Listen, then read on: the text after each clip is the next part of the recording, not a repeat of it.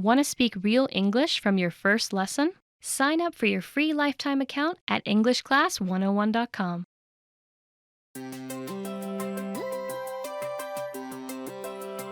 Hi everyone, I'm Alicia. Welcome to Conversational Phrases. We've found that the best way to learn a language is to speak it from day one, and the best way to start speaking is to learn phrases that you'll use in real conversations. Today, we'll learn conversational phrases about occupations.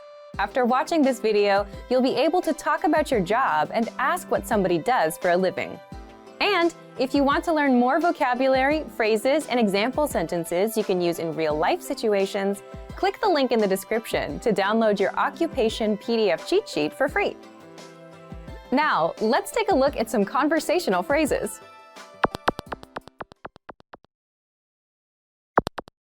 Listen to the dialogue. What do you do? I'm an artist. Listen to it again. What do you do? I'm an artist. First of all, you need to learn how to say, what do you do? What do you do?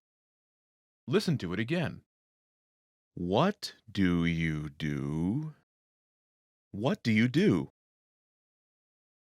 Now, how do you answer this question?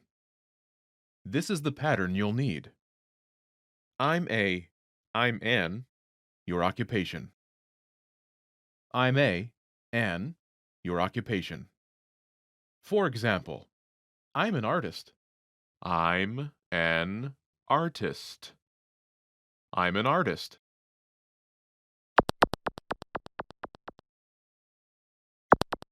Here are a few more professions you can use with the same pattern. Police officer. Police officer. Police officer. Teacher. Teacher. Teacher. Doctor. Doctor. Doctor. Engineer. Engineer. Engineer.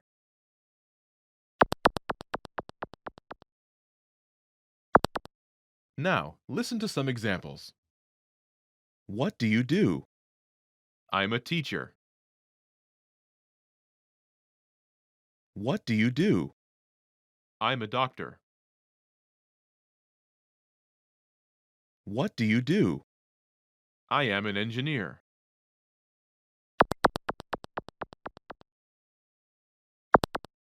Okay, now it's your turn. Do you remember how to say, what do you do?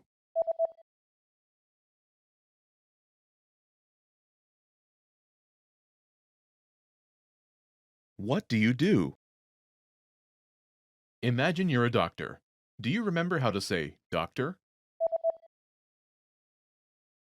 Doctor. Doctor. Say, I'm a doctor.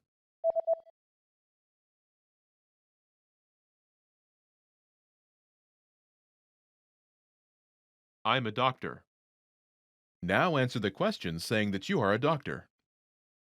What do you do?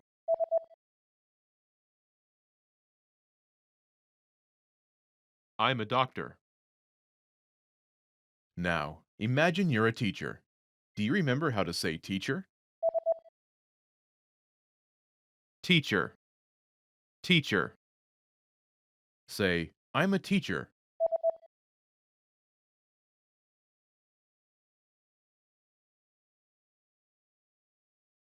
I'm a teacher. Now, answer the question saying that you are a teacher. What do you do?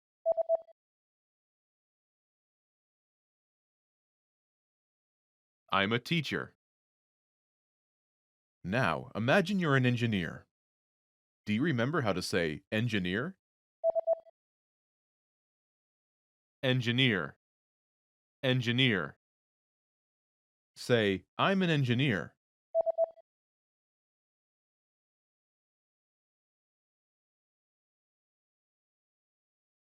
I am an engineer. Now, answer the question saying that you are an engineer. What do you do?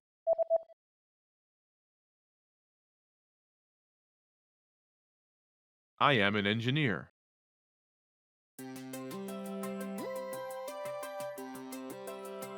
Hey everyone, Alicia here. Welcome to Conversational Phrases. We've found that the best way to learn a language is to speak it from day one. And the best way to start speaking is to learn phrases that you'll use in real conversations. In this lesson, we'll learn conversational phrases to answer the question, how's your mother? After watching this video, you'll be able to talk about well-being and ask how someone is doing. And if you want to learn more vocabulary, phrases, and example sentences you can use in real-life situations, click the link in the description to download your Conversation About Family Well-Being PDF cheat sheet for free. Now let's take a look at some conversational phrases.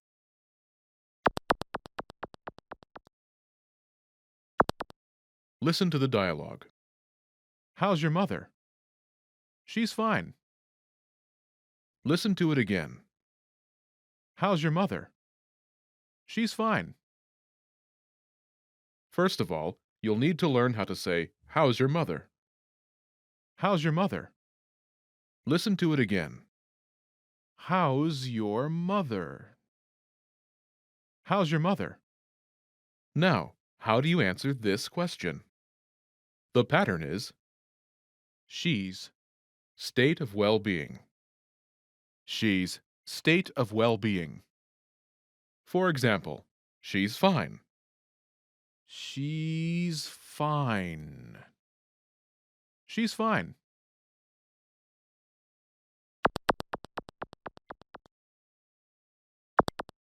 Here are a few expressions related to well-being that you can use with this pattern. Great. Great. Great. Fine. Fine. Fine. So-so. So-so. So-so. Not good. Not good. Not good.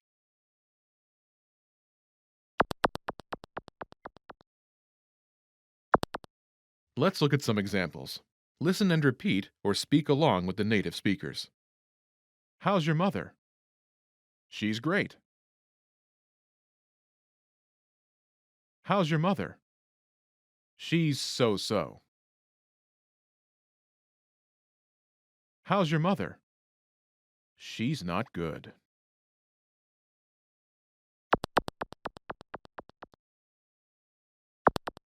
Okay, now it's your turn. Do you remember how to say, how's your mother?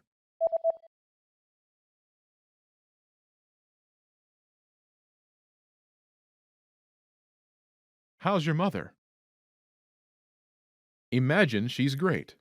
Do you remember how to say great? Great. Great. Say, she's great.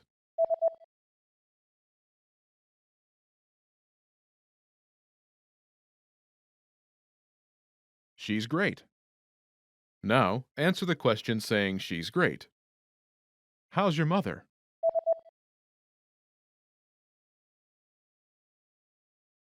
She's great. Now imagine she's so-so. Do you remember how to say so-so? So-so. So-so. Say, she's so-so.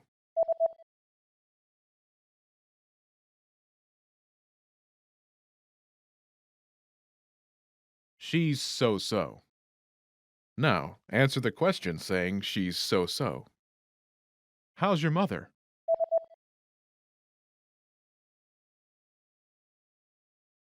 She's so-so. Now imagine she's not good. Do you remember how to say not good? Not good. Not good. Say, she's not good.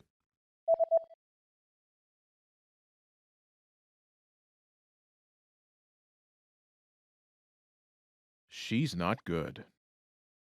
Now, answer the question saying she's not good. How's your mother?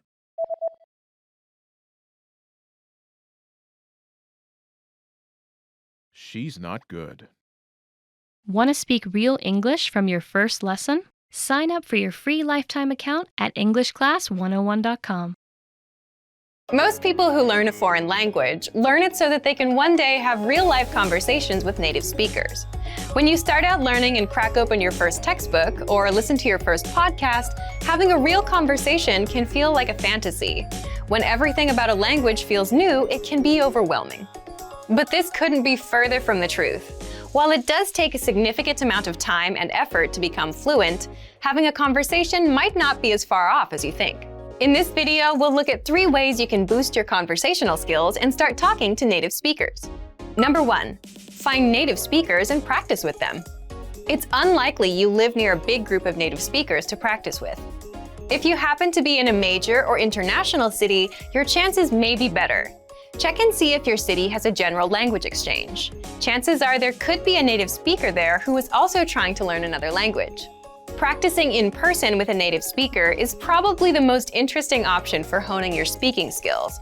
But if you can't find anyone where you live, the next best option is to look online.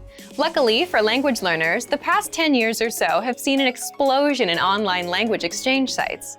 On these websites, you can search for someone who is a native speaker of your target language and is also learning your native language. The idea behind a language exchange is that you communicate with them via video or text chat, and half of the time, they help you practice your target language. And for the other half, you help them practice theirs. Practicing via an online language exchange is a highly effective way to practice your conversational skills. Number 2, work on pronunciation. Pronunciation is often an overlooked skill when it comes to learning a foreign language. Most people think of a good foreign accent as a luxury rather than a necessity. But what most people don't talk about is how having a good accent boosts your listening and comprehension skills. If you can hear a sound from a foreign language and know how to make it yourself, then you're more likely to understand native speakers when they talk at normal speed, and you're also more likely to remember any new words or phrases you come across. Having a good accent means that the language no longer sounds foreign. Instead, it sounds familiar, maybe even natural. So how do you go about perfecting your accent? The best way is to break down the language into its individual sounds. Make note of any sounds that are the same or similar to your native language and of those that are different. Of the sounds that are different, spend your time practicing the ones that you find the hardest to say correctly. After you're comfortable with the individual sounds, you can start linking together words and phrases. This is where accent practice starts to get really fun and interesting. Get your hands on some native speaker audio from a TV show, song, or podcast. Play the audio back and listen closely a few times. Take note of how words blend together in speech. Then, do your best to imitate what you hear, trying to match the speaker's emphasis and intonation. Our language learning program's playback feature is perfect for this. Record yourself and compare it to the original recording. Rinse and repeat until you're comfortable with the audio selection, and then move on to something more difficult. This is how you can break through the accent barrier and really start to make the language your own. Number 3, learn phrases, not just individual words. Learning grammar and individual words is great, but it's not the only approach you should take if you want to speak fluently. In addition to your regular grammar and vocabulary, try learning whole phrases, even if you aren't totally sure how they work grammatically. Learn phrases that are specific to your needs. It's a good idea to learn phrases that are grouped around a certain setting or subject, such as simple greetings or introductions, questions for getting to know someone, or traveling comfortably.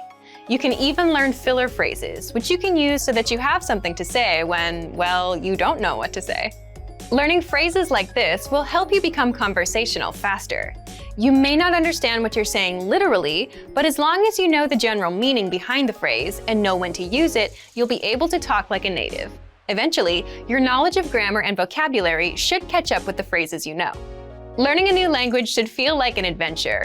There will be plateaus and periods in your learning where it feels like you're hitting a wall, but being able to speak with native speakers and have real conversations will help you combat language fatigue. After all, talking to someone face-to-face in a foreign language is one of the main reasons we start learning in the first place. And for even more ways to gain conversation skills, check out our complete language learning program. Sign up for your free lifetime account by clicking on the link in the description. Get tons of resources to have you speaking in your target language. And if you enjoyed these tips, hit the like button, share the video with anyone who's trying to learn a new language, and subscribe to our channel. We release new videos every week. I'll see you next time. Bye!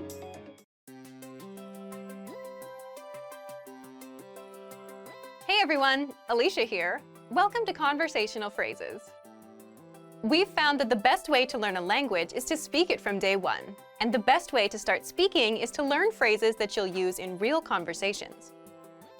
In this lesson, we'll learn conversational phrases to answer the question, what's the matter? After watching this video, you'll be able to make complaints and ask someone else if they're having any issues. And if you want to learn more vocabulary, phrases, and example sentences you can use in real-life situations, click the link in the description to download your Making Complaints PDF cheat sheet for free.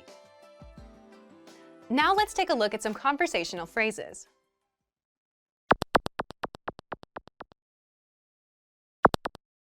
Listen to the dialogue. What's the matter? The office is hot. Listen to it again. What's the matter? What's the matter? The office is hot. The office is hot. First of all, you'll need to learn how to say, what's the matter? That's, What's the matter? listen to it again. What's the matter? What's the matter? Now, how do you answer this question? The pattern is, the office is, adjective. For example, the office is hot. The office is hot. The office is hot.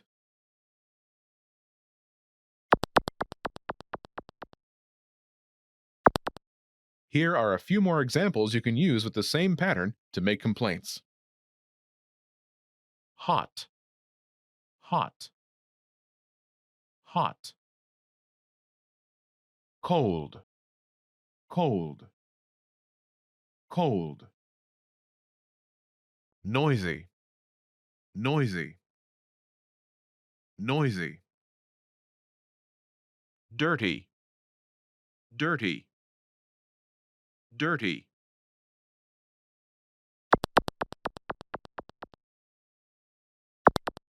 Let's look at some examples. Listen and repeat or speak along with the native speakers.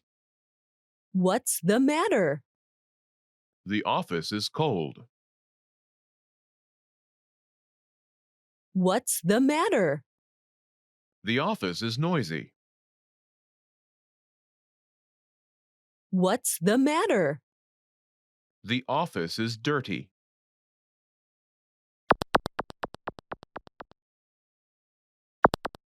Okay, now it's your turn.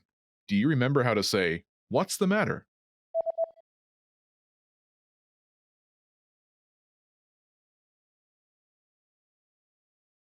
What's the matter?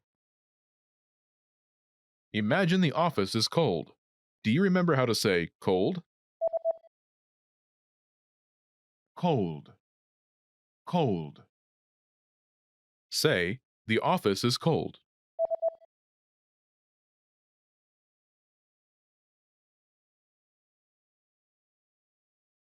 The office is cold. Now answer the question saying the office is cold. What's the matter?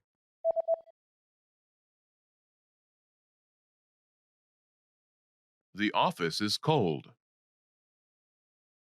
Now imagine the office is noisy. Do you remember how to say noisy? Noisy, noisy. Say, the office is noisy.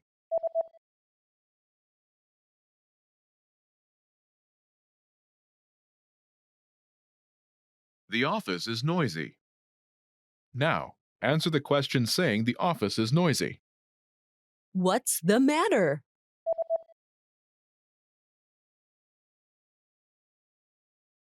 The office is noisy. Now imagine the office is dirty. Do you remember how to say dirty? Dirty, dirty. Say, the office is dirty.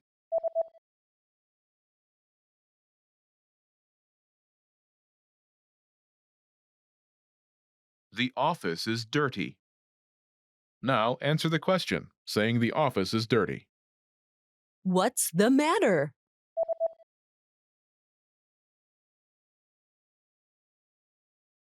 The office is dirty.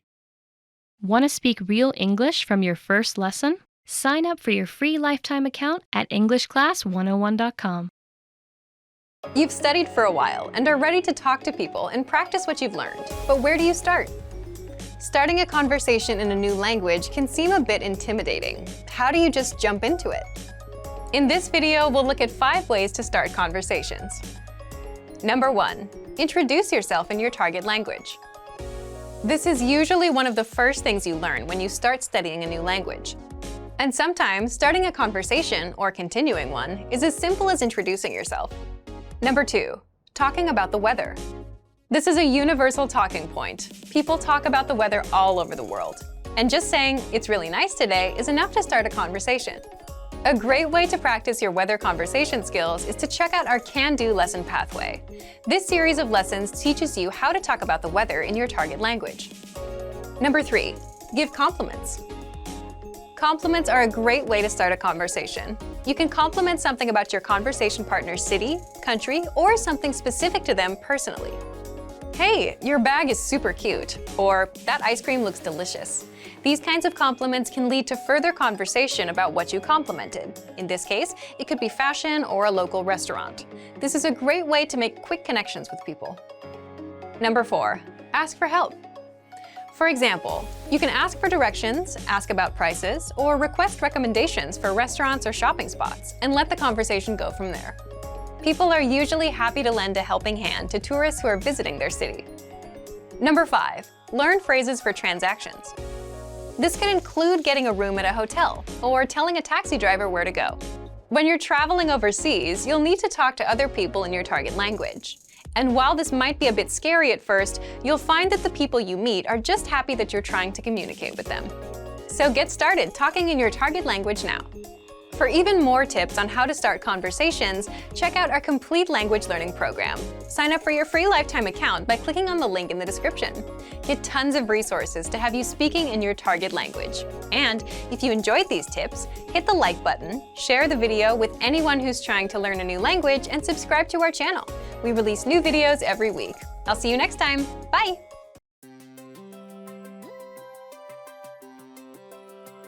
Hi everyone, I'm Alicia. Welcome to Conversational Phrases.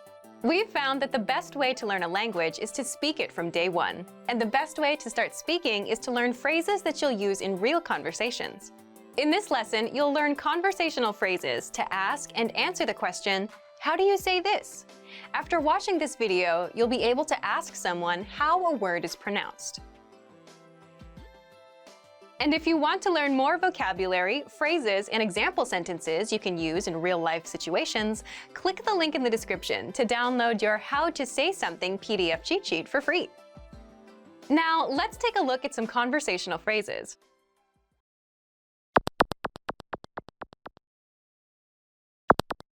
Listen to the dialogue.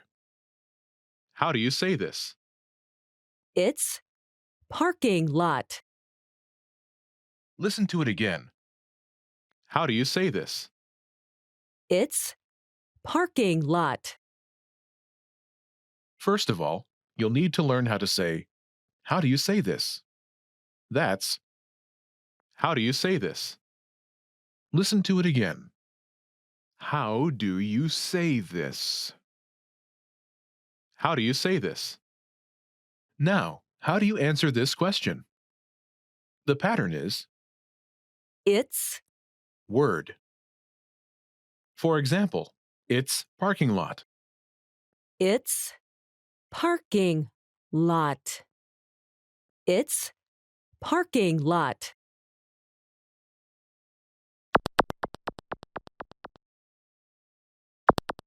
Here are a few useful words you can use with the same pattern. Parking lot. Parking lot. Parking lot. Giraffe. Giraffe. Giraffe. Travel. Travel. Travel. invasion, invasion, invasion.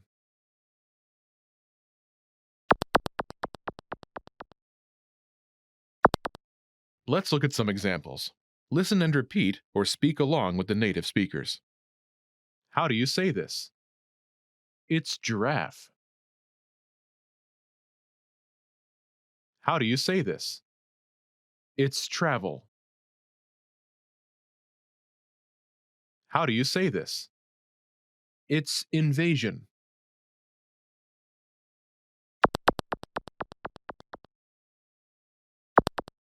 Okay, now it's your turn. Do you remember how to say, how do you say this?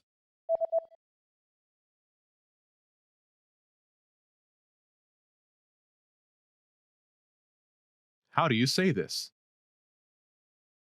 Imagine it's the word giraffe. Do you remember how to say giraffe? Giraffe, giraffe. Say, it's giraffe.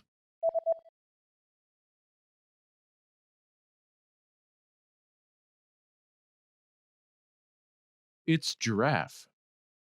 Now answer the question saying, it's giraffe.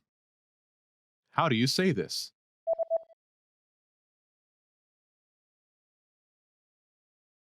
It's giraffe. Now imagine the word is travel. Do you remember how to say travel? Travel, travel. Say, it's travel.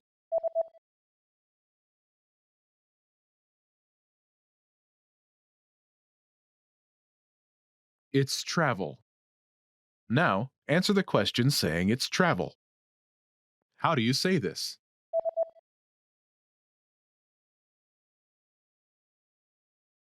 It's travel. Now imagine the word is invasion. Do you remember how to say invasion? Invasion, invasion.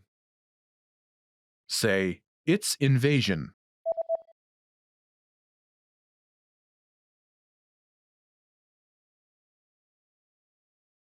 It's invasion. Now answer the question saying, it's invasion. How do you say this?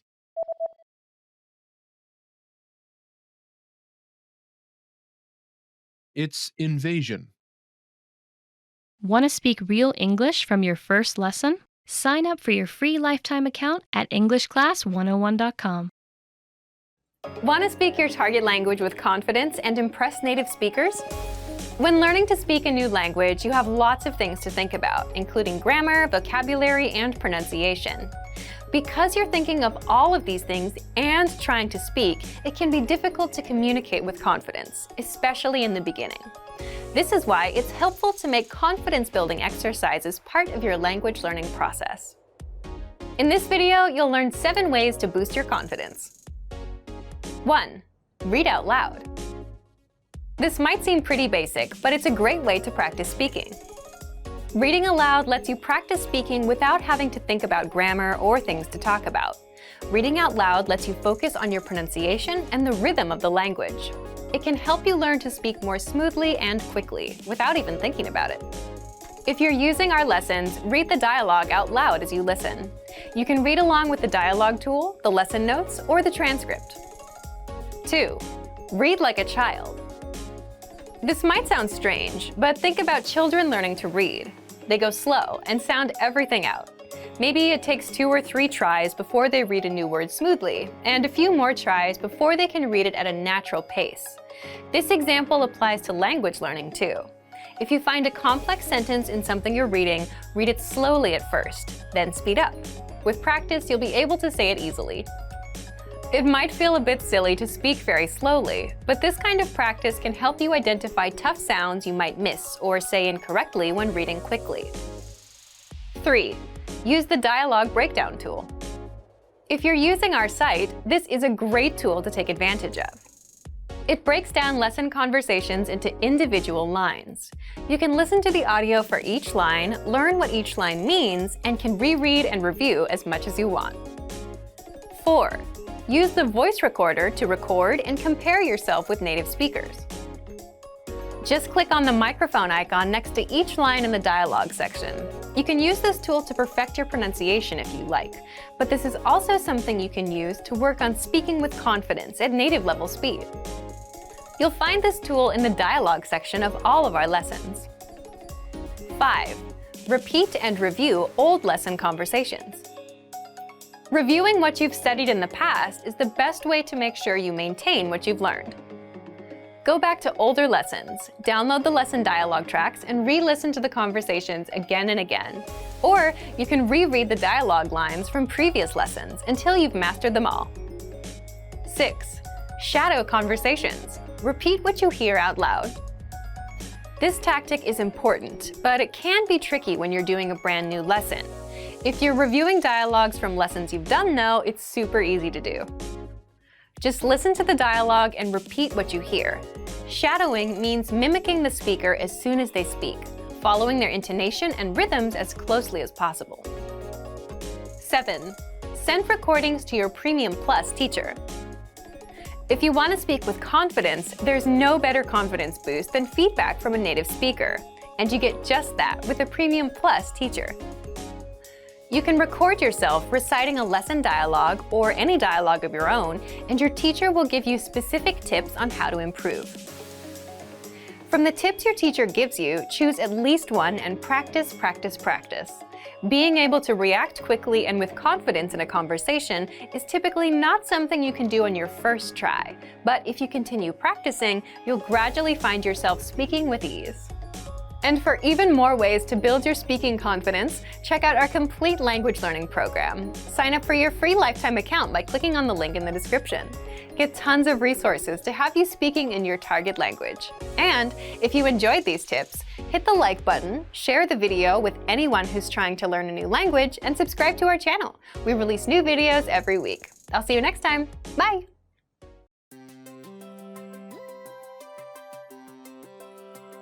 Hi everyone, I'm Alicia. Welcome to Conversational Phrases. We've found that the best way to learn a language is to speak it from day one. And the best way to start speaking is to learn phrases that you'll use in real conversations. In this lesson, we'll learn conversational phrases to answer the question, what's your favorite number? After watching this video, you'll be able to say many numbers and ask someone their favorite number. And if you want to learn more vocabulary, phrases, and example sentences you can use in real-life situations, click the link in the description to download your Talking About Numbers PDF cheat sheet for free. Now, let's take a look at some conversational phrases.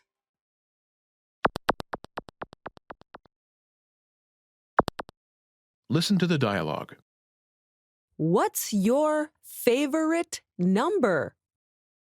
It's 7. Listen to it again. What's your favorite number? It's 7. First of all, you'll need to learn how to say, what's your favorite number? That's What's your favorite number? Listen to it again. What's your favorite number? What's your favorite number? Now, how do you answer this question? The pattern is It's number. For example, it's 7. It's 7. It's 7.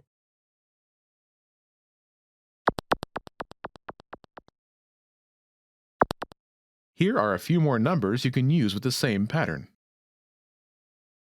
7, 7, 7. 2, 2, 2. 4, 4, 4.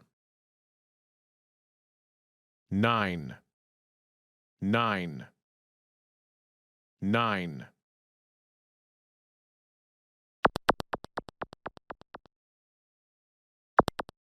Let's look at some examples.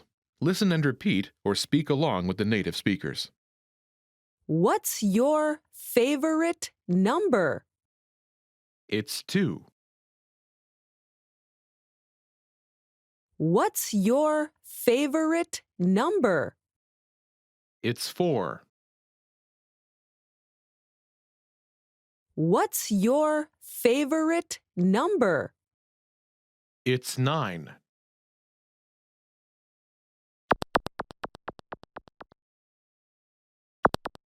Okay, now it's your turn. Do you remember how to say, "What's your favorite number?"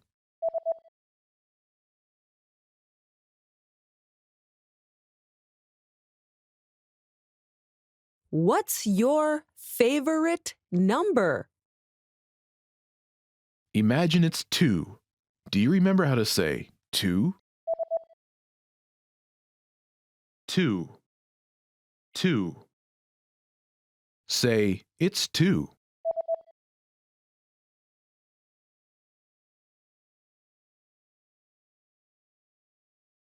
It's 2. Now answer the question saying, "It's 2."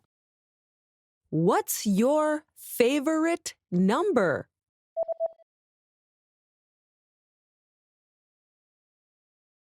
It's 2. Now imagine it's 4. Do you remember how to say 4? 4. 4. Say, "It's 4."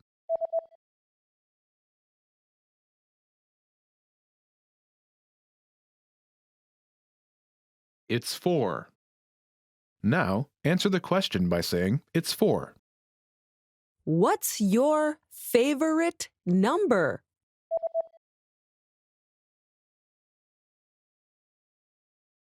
It's 4. Now imagine it's 9. Do you remember how to say 9? 9.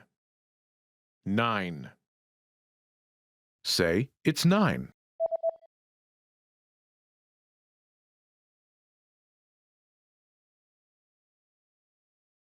It's 9.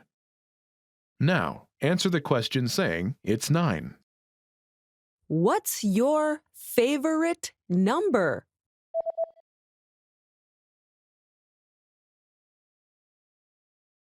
It's 9.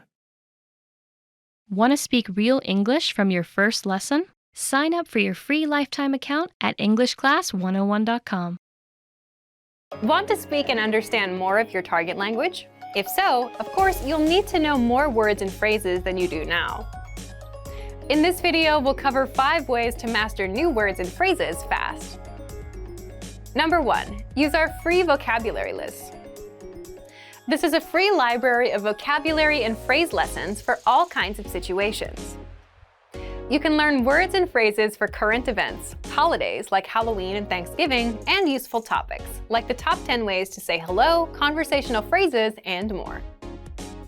You'll learn phrases that you won't find in textbooks. If you want to learn extra fast, use the slideshow tool. Just tap or click on View Slideshow, then sit back and review the words and phrases. Find the vocabulary lists in the vocabulary drop-down menu on the site. These vocabulary lists are free for all users. Number 2, take the audio and video lessons. One of the best ways to learn new words is by hearing and using them in conversations. This is because it gives you the opportunity to understand how the words are actually used. In every lesson dialogue, you'll likely come across some words you don't know. But don't worry, because our teachers translate everything. When you hear the conversation again at the end of the lesson, you'll be familiar with the words you didn't know at first. Number 3, learn with our 2,000 most common words list. A quick question. How many words do you think you need for conversational fluency? 3,000? 5,000? It's actually not as many as you think. Language experts say you need about 1,500 words to reach conversational fluency. With our 2,000 most common words list, you'll get access to key vocabulary words you need to boost your conversation skills. The words are broken down into simple categories, such as adjectives, nouns, verbs, food, drinks, numbers, months, and so on. So you can go category by category and focus on what you're most interested in first.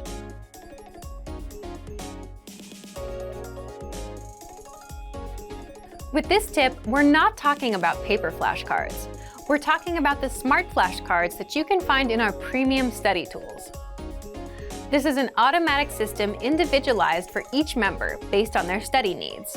First, you'll use the cards to check your knowledge. Then, according to your answers, the cards will be sorted according to which words you need more practice with. Words that you struggle with will be shown to you more and more. You'll see words that you know well less often. This system helps you study more efficiently. It displays the words you need to work on and knows when you should refresh your knowledge. This helps make sure you don't forget vocabulary. In every study session, these cards will help you refresh your memory on the words you learned last time and introduce new words. Number 5. Use the words. After you learn a new word, using it right away is crucial to remembering it. So, when you're done with a lesson or a vocab list, here's something you can do. Leave a comment. Make up a sample sentence and post it in the comment section. Write it down in a notebook, or shadow the word with a lessons dialogue. Our language learning program is full of tools that can help you speak more. Just pick one and get started. If you want to unlock all of these study tools, check out our complete language learning program. Sign up for your free lifetime account by clicking on the link in the description. Get tons of resources to have you speaking in your target language. And if you enjoyed these tips, hit the like button, share the video with anyone who's trying to learn a new language, and subscribe to our channel. We release new videos every week. I'll see you next time. Bye!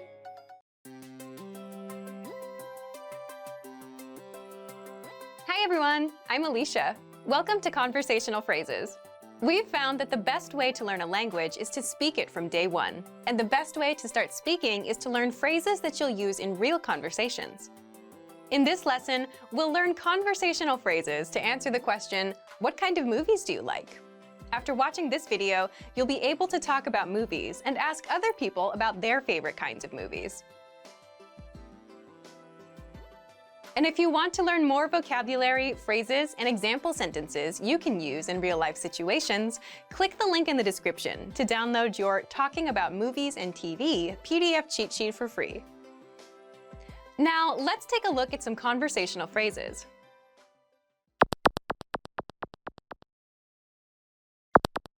Listen to the dialogue. What kind of movies do you like? I like horror movies. Listen to it again. What kind of movies do you like? I like horror movies. First of all, you'll need to learn how to say, what kind of movies do you like? That's, what kind of movies do you like? Listen to it again. What kind of movies do you like? What kind of movies do you like? Now, how do you answer this question? The pattern is I like type of movie. movies. For example, I like horror movies. I like horror movies. I like horror movies.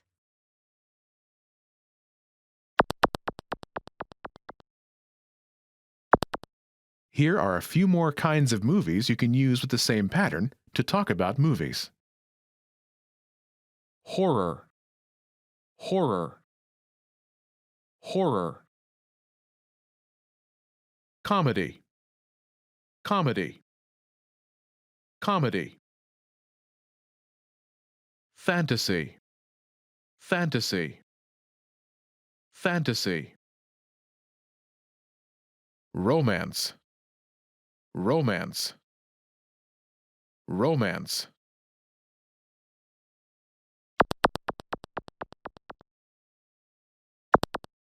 Let's look at some examples. Listen and repeat or speak along with the native speakers. What kind of movies do you like? I like comedy movies. What kind of movies do you like? I like fantasy movies. What kind of movies do you like? I like romance movies.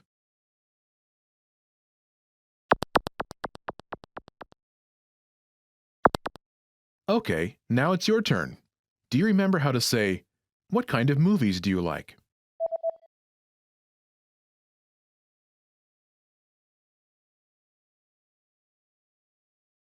What kind of movies do you like? Imagine you like comedies. Do you remember how to say comedy? Comedy. Comedy. Say, I like comedies.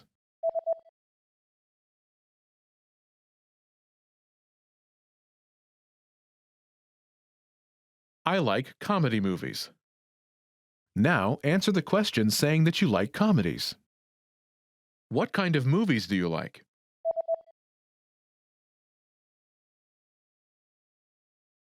I like comedy movies. Now imagine that you like fantasy movies. Do you remember how to say fantasy?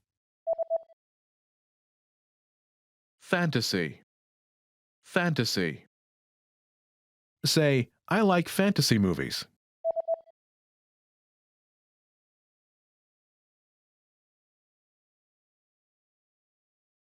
I like fantasy movies. Now, answer the question saying you like fantasy movies. What kind of movies do you like?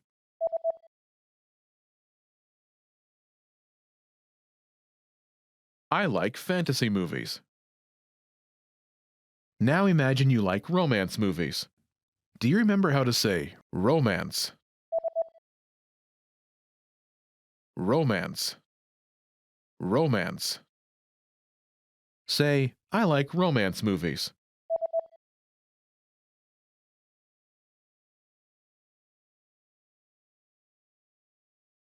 I like romance movies. Now answer the question saying you like romance movies. What kind of movies do you like?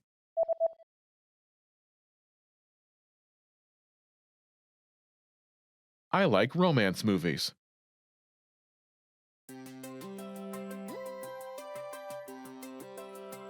Hi everyone, I'm Alicia. Welcome to Conversational Phrases. We've found that the best way to learn a language is to speak it from day one. And the best way to start speaking is to learn phrases that you'll use in real conversations.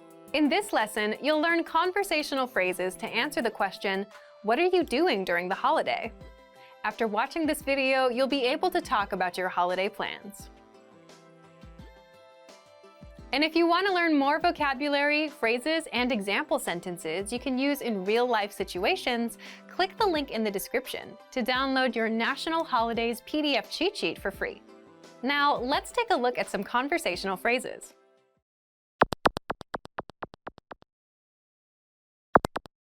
Listen to the dialogue. What are you doing for 4th of July? I'm planning to go to the beach. Listen to it again. What are you doing for 4th of July? I'm planning to go to the beach. First of all, you'll need to learn how to say, what are you doing for the 4th of July? That's What are you doing for 4th of July? Independence Day, also known as 4th of July, celebrates the American Declaration of Independence from the Kingdom of Great Britain in 1776. Listen to it again. What are you doing for 4th of July? What are you doing for 4th of July? Now, how do you answer this question? The pattern is, I'm planning to plan.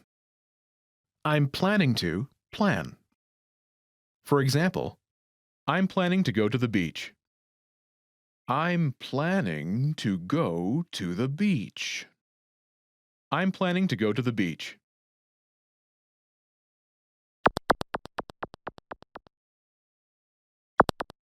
Here are a few more phrases you can use with the same pattern to talk about your plans. Go to the beach. Go to the beach. Go to the beach. Travel. Travel. Travel. Stay home. Stay home. Stay home. Go to the movies. Go to the movies. Go to the movies.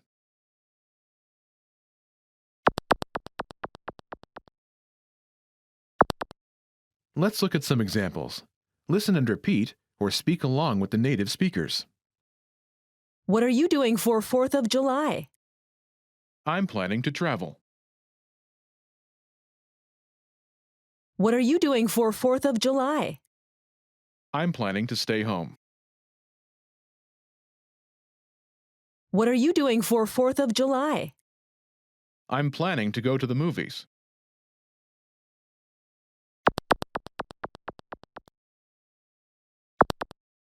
Okay, now it's your turn. Do you remember how to say, "What are you doing for the 4th of July?"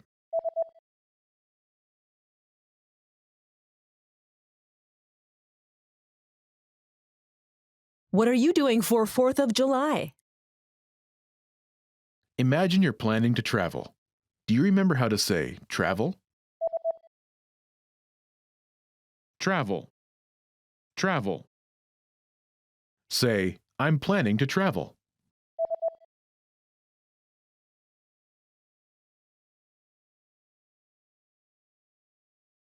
I'm planning to travel. Now, answer the question saying you're planning to travel. What are you doing for 4th of July?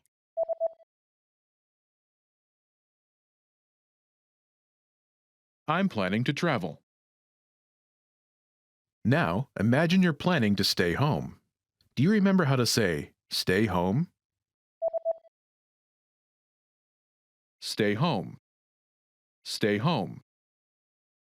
Say, I'm planning to stay home.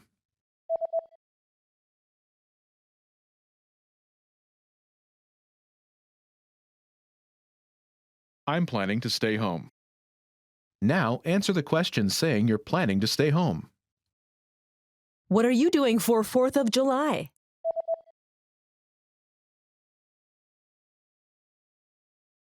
I'm planning to stay home.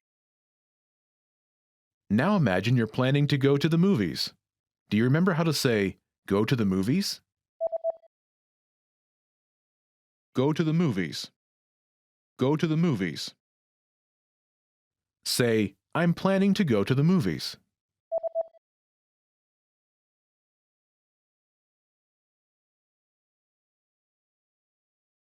I'm planning to go to the movies. Now, answer the question saying you're planning to go to the movies. What are you doing for 4th of July?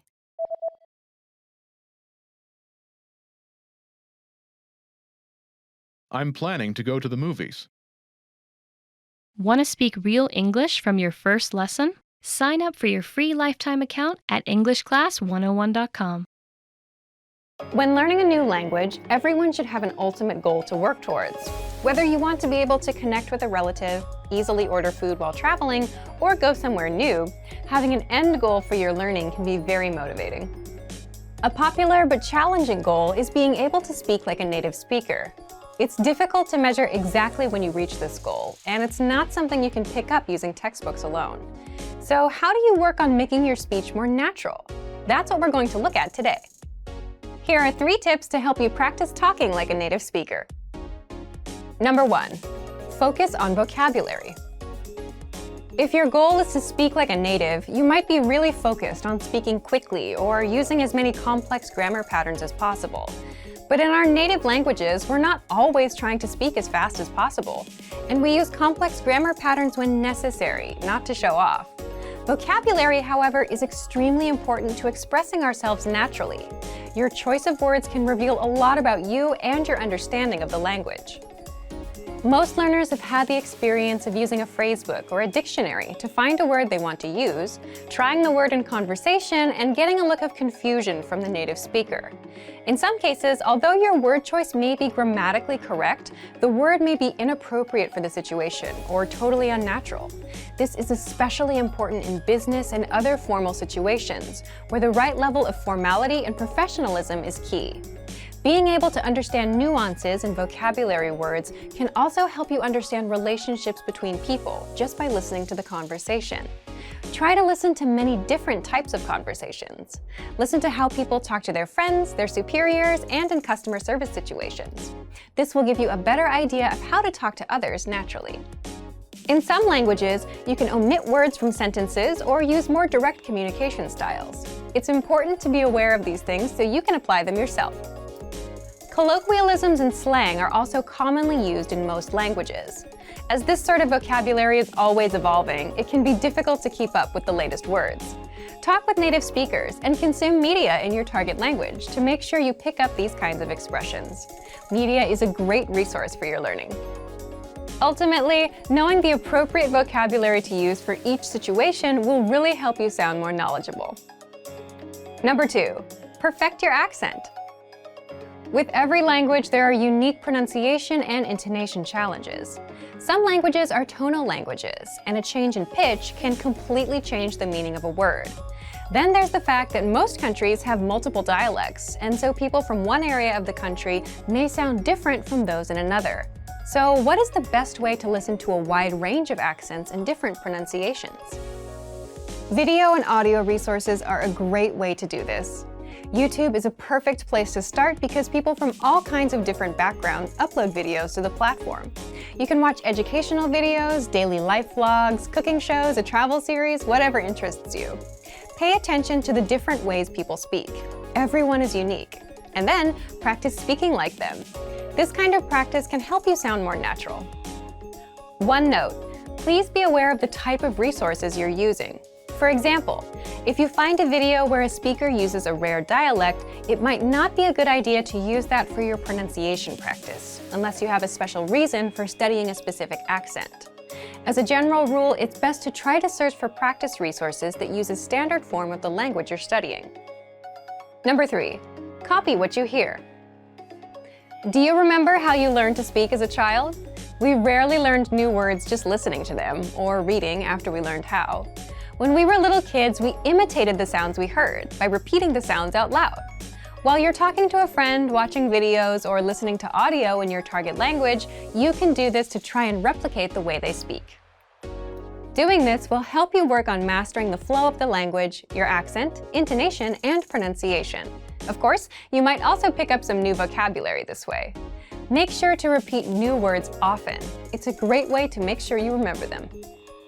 Try doing this using a number of different mediums and sources. That way, you'll be exposed to the diversity that the language offers and master the fundamentals of pronunciation. For example, you can watch and imitate several different YouTube videos and audio CDs, but try a few different sources, like different creators or different audio types, to make sure you experience a wide range of communication in your target language. If you're using our language learning program, you can even get your own teacher with Premium Plus. Your teacher can answer questions, give assignments, and even listen to your recordings and give you advice on pronunciation. Completing these kinds of lessons with a native teacher can really boost your confidence in your speaking skills. Becoming able to speak like a native is a popular goal for many people learning a new language. It feels great to be able to communicate smoothly, especially when the people you're talking to expect basic level sentences or broken communication. Try using the tips we've shared in this video to work on improving your speaking skills. Of course, it'll take time and persistence, but the reward will be more natural communication. And for even more tips on speaking, check out our complete language learning program. Sign up for your free lifetime account by clicking on the link in the description. Get tons of resources to have you speaking in your target language. And if you enjoyed these tips, hit the like button, share the video with anyone who's trying to learn a new language, and subscribe to our channel. We release new videos every week. I'll see you next time. Bye!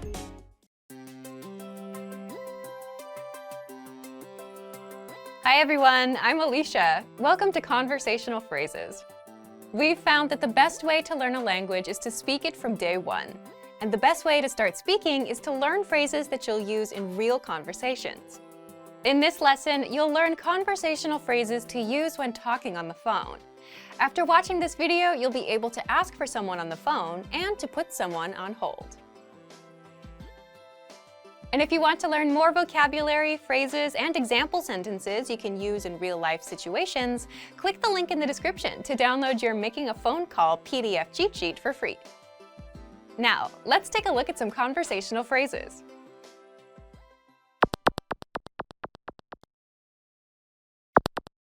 Listen to the dialogue. Hello, I'd like to speak with the person in charge. Okay, just a moment. Listen to it again. Hello, I'd like to speak with the person in charge. Okay, just a moment. First of all, you'll need to learn how to say hello on the phone. That's hello. Hello. Then, you'll need to learn how to say, I'd like to speak with person. The pattern is, I'd like to speak with person. For example, hello, I'd like to speak with the person in charge. Hello, I'd like to speak with the person in charge. Hello, I'd like to speak with the person in charge. Now, how do you answer this question? Okay, just a moment. Listen to it again. Okay, just a moment. Okay, just a moment.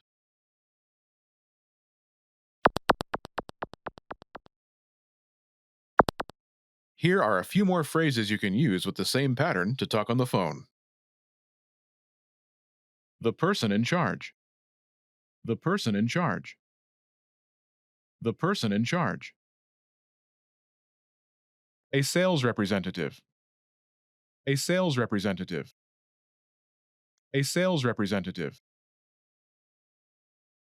The manager. The manager. The manager. Customer service. Customer service. Customer service.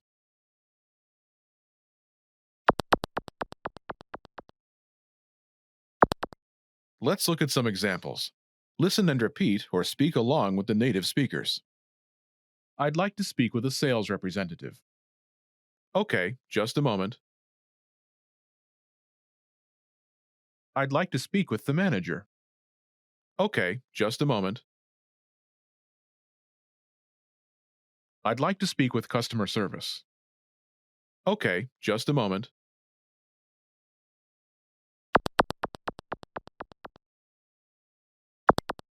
Okay, now it's your turn. Do you remember how to say, I'd like to speak with person?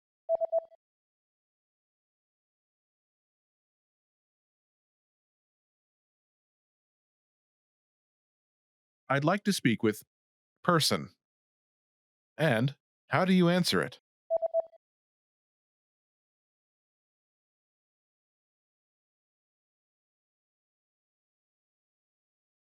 Okay, just a moment.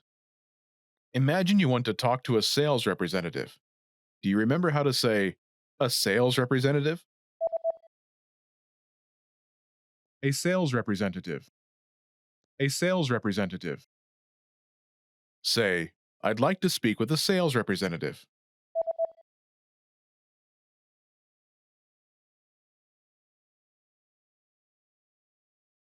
I'd like to speak with a sales representative. Now say you want to talk to a sales representative and answer it.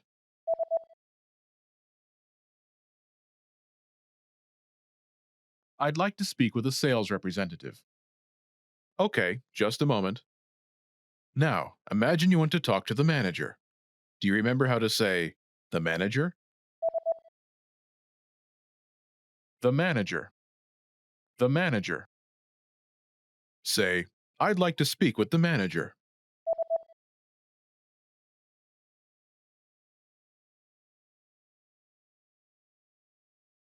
I'd like to speak with the manager. Now say you want to talk to the manager and answer it.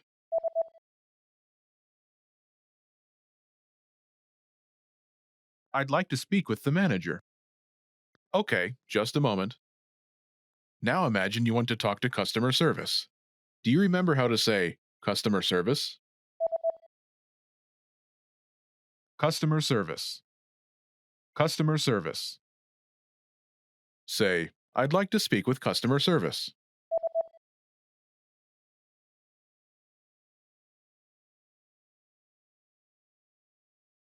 I'd like to speak with customer service. Now say you want to talk to customer service and answer it.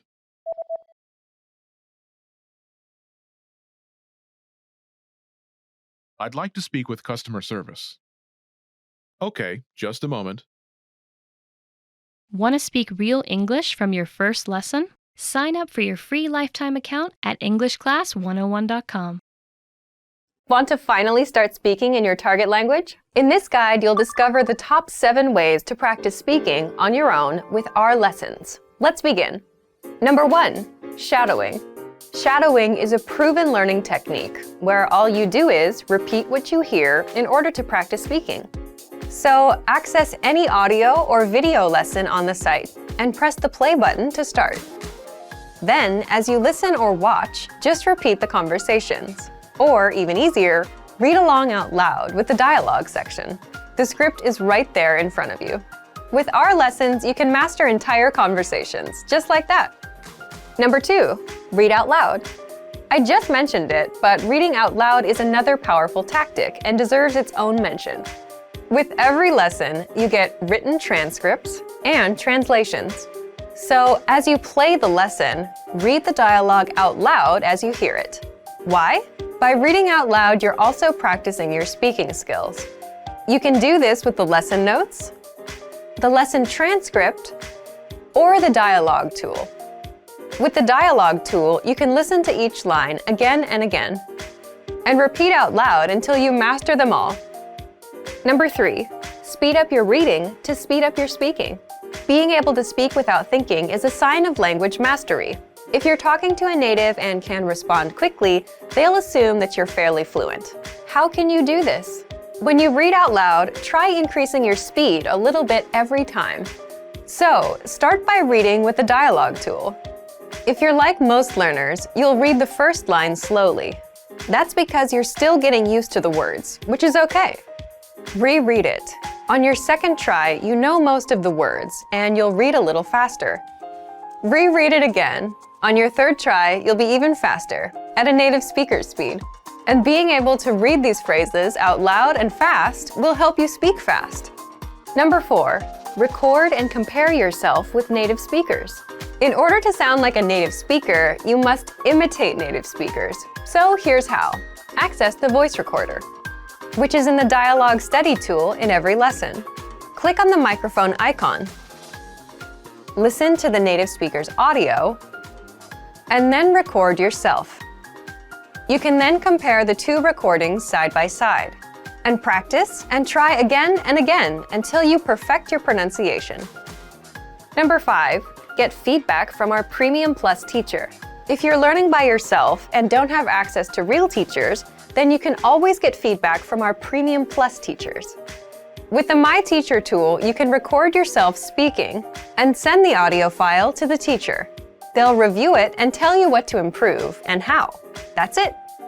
Number 6, level up your speaking with Premium Plus assignments. With Premium Plus, you can also get assignments that cover reading, writing, listening, and even speaking from your teacher. These assignments can be tailored to your goals and needs. You get a new one every week, or anytime you're ready for a new one. Number 7, get even more lessons in the lesson library. If you want even more lessons on speaking and conversations, visit our lesson library and under Category, choose Conversation. You'll get all of the pathways and lessons that are focused on speaking. If you enjoyed these tips, hit the like button, share it with anyone who's trying to learn a language, and subscribe to our channel. We release new videos every week. And if you're ready to finally learn language the fast, fun, and easy way, and start speaking from your very first lesson, get our complete learning program. Sign up for your free lifetime account right now. Click the link in the description. I'll see you next time. Bye! Welcome to our first ever evening edition of this series, because the sound in the original video was destroyed. Hi everybody, welcome back to Ask Alicia, the weekly series where you ask me questions and I answer them. Maybe. First question this week. First question this week comes from Patrick. Hi Patrick. Patrick says, I know the basic English words and I understand if someone speaks in English. For example, I understand your videos perfectly, but I have problems building correct English sentences, like when I speak with another person. Do you have any tips for how to build correct sentences? I think that this just comes with practice, honestly. It's difficult to do. But I know that there's not always a person that you can ask for help. I will tell you a secret. When I don't have confidence with something, when I don't know how to answer something, this is what I do. I Google it. Seriously, just Google it. I put quotation marks around like the phrase that I'm trying to make, and then I search Google for it. And if it's there, great. Then that means I can use it. Maybe like thousands of people have used that phrase. I know it's probably a common phrase. If there are no results, then that probably means I've made a mistake somehow. So that's maybe one good way to help you as you try to build phrases by yourself. So try that out. Next question. Next question comes from Huang Se-na. Huang Se-na, hi. I love your name, Alicia. Is Alicia a common name in the US? I happen to have a friend named Alyssa. Also, what's your personal favorite name? A common name in the US? Alicia, I don't think Alicia is so common in the US. And when I was growing up, I didn't have any other friends named Alicia. Also, the spelling of my name is a little strange. Usually it's spelled A-L-I-C-I-A. Maybe you know the artist Alicia Keys. That's how she spells her name. So my name was commonly confused as Alicia a lot. So I've heard like Allison and Alyssa and Allie and so on. Those are fairly common, I think. But Alicia, especially my spelling, is not so common actually. So, what's my favorite name? My favorite name is Obi-Wan Kenobi.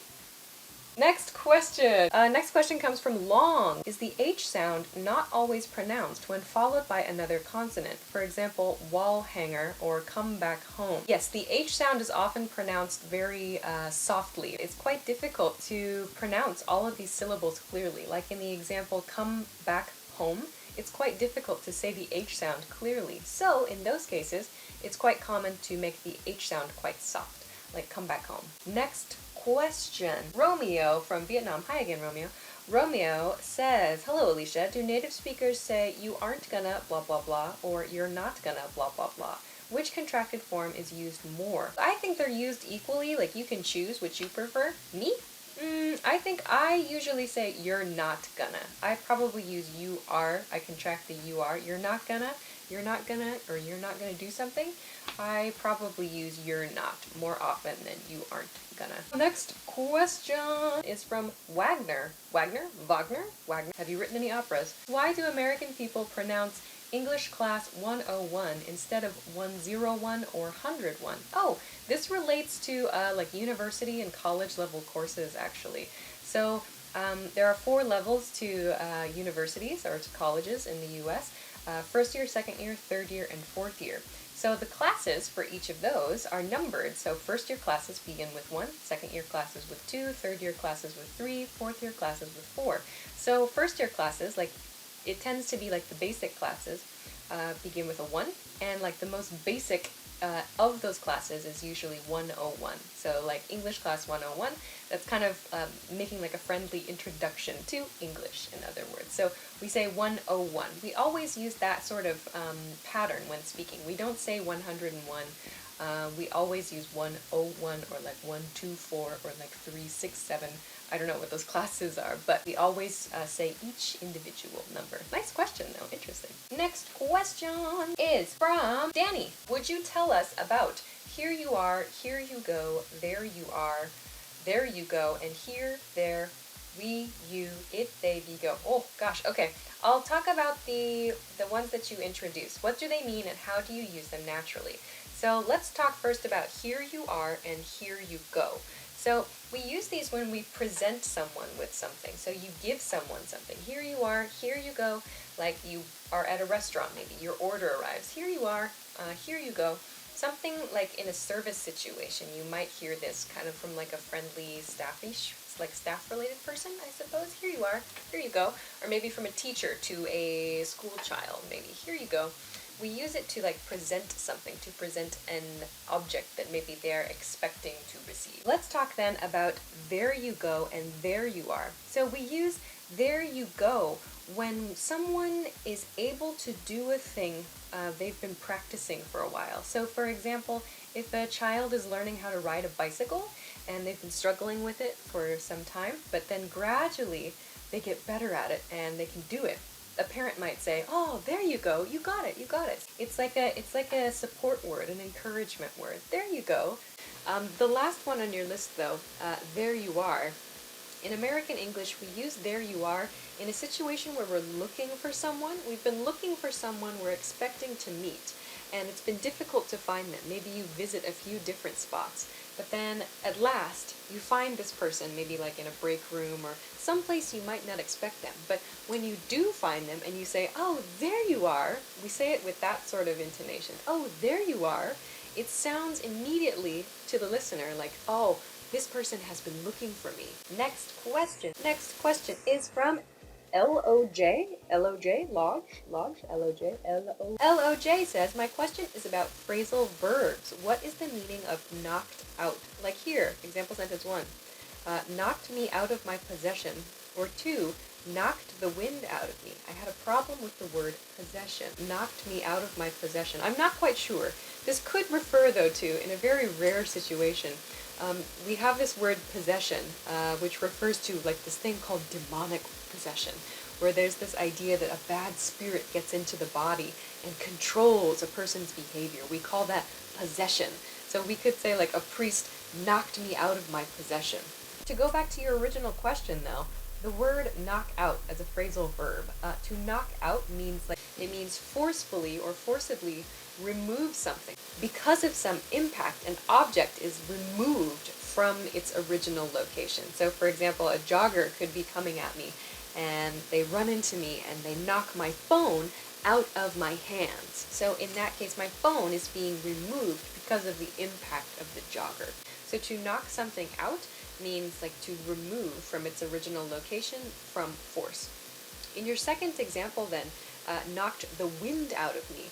This is an expression we use which means like to lose our breath because of an impact. So if you get like punched or kicked maybe in maybe this area, you might feel the air in your lungs come out of your body. So we call that the wind in this situation. So like he knocked the wind out of me means he caused me to lose the air in my lungs. The impact was so strong in my body that the air came out of my lungs. So he knocked the wind. So the wind, in this case the air, in my lungs in its original location was removed from me because of this impact. You might also hear this expression in boxing, to knock out or to KO someone, means to cause them to lose consciousness in this case. So consciousness is the thing that's going away in this case. So to knock someone out in like a boxing match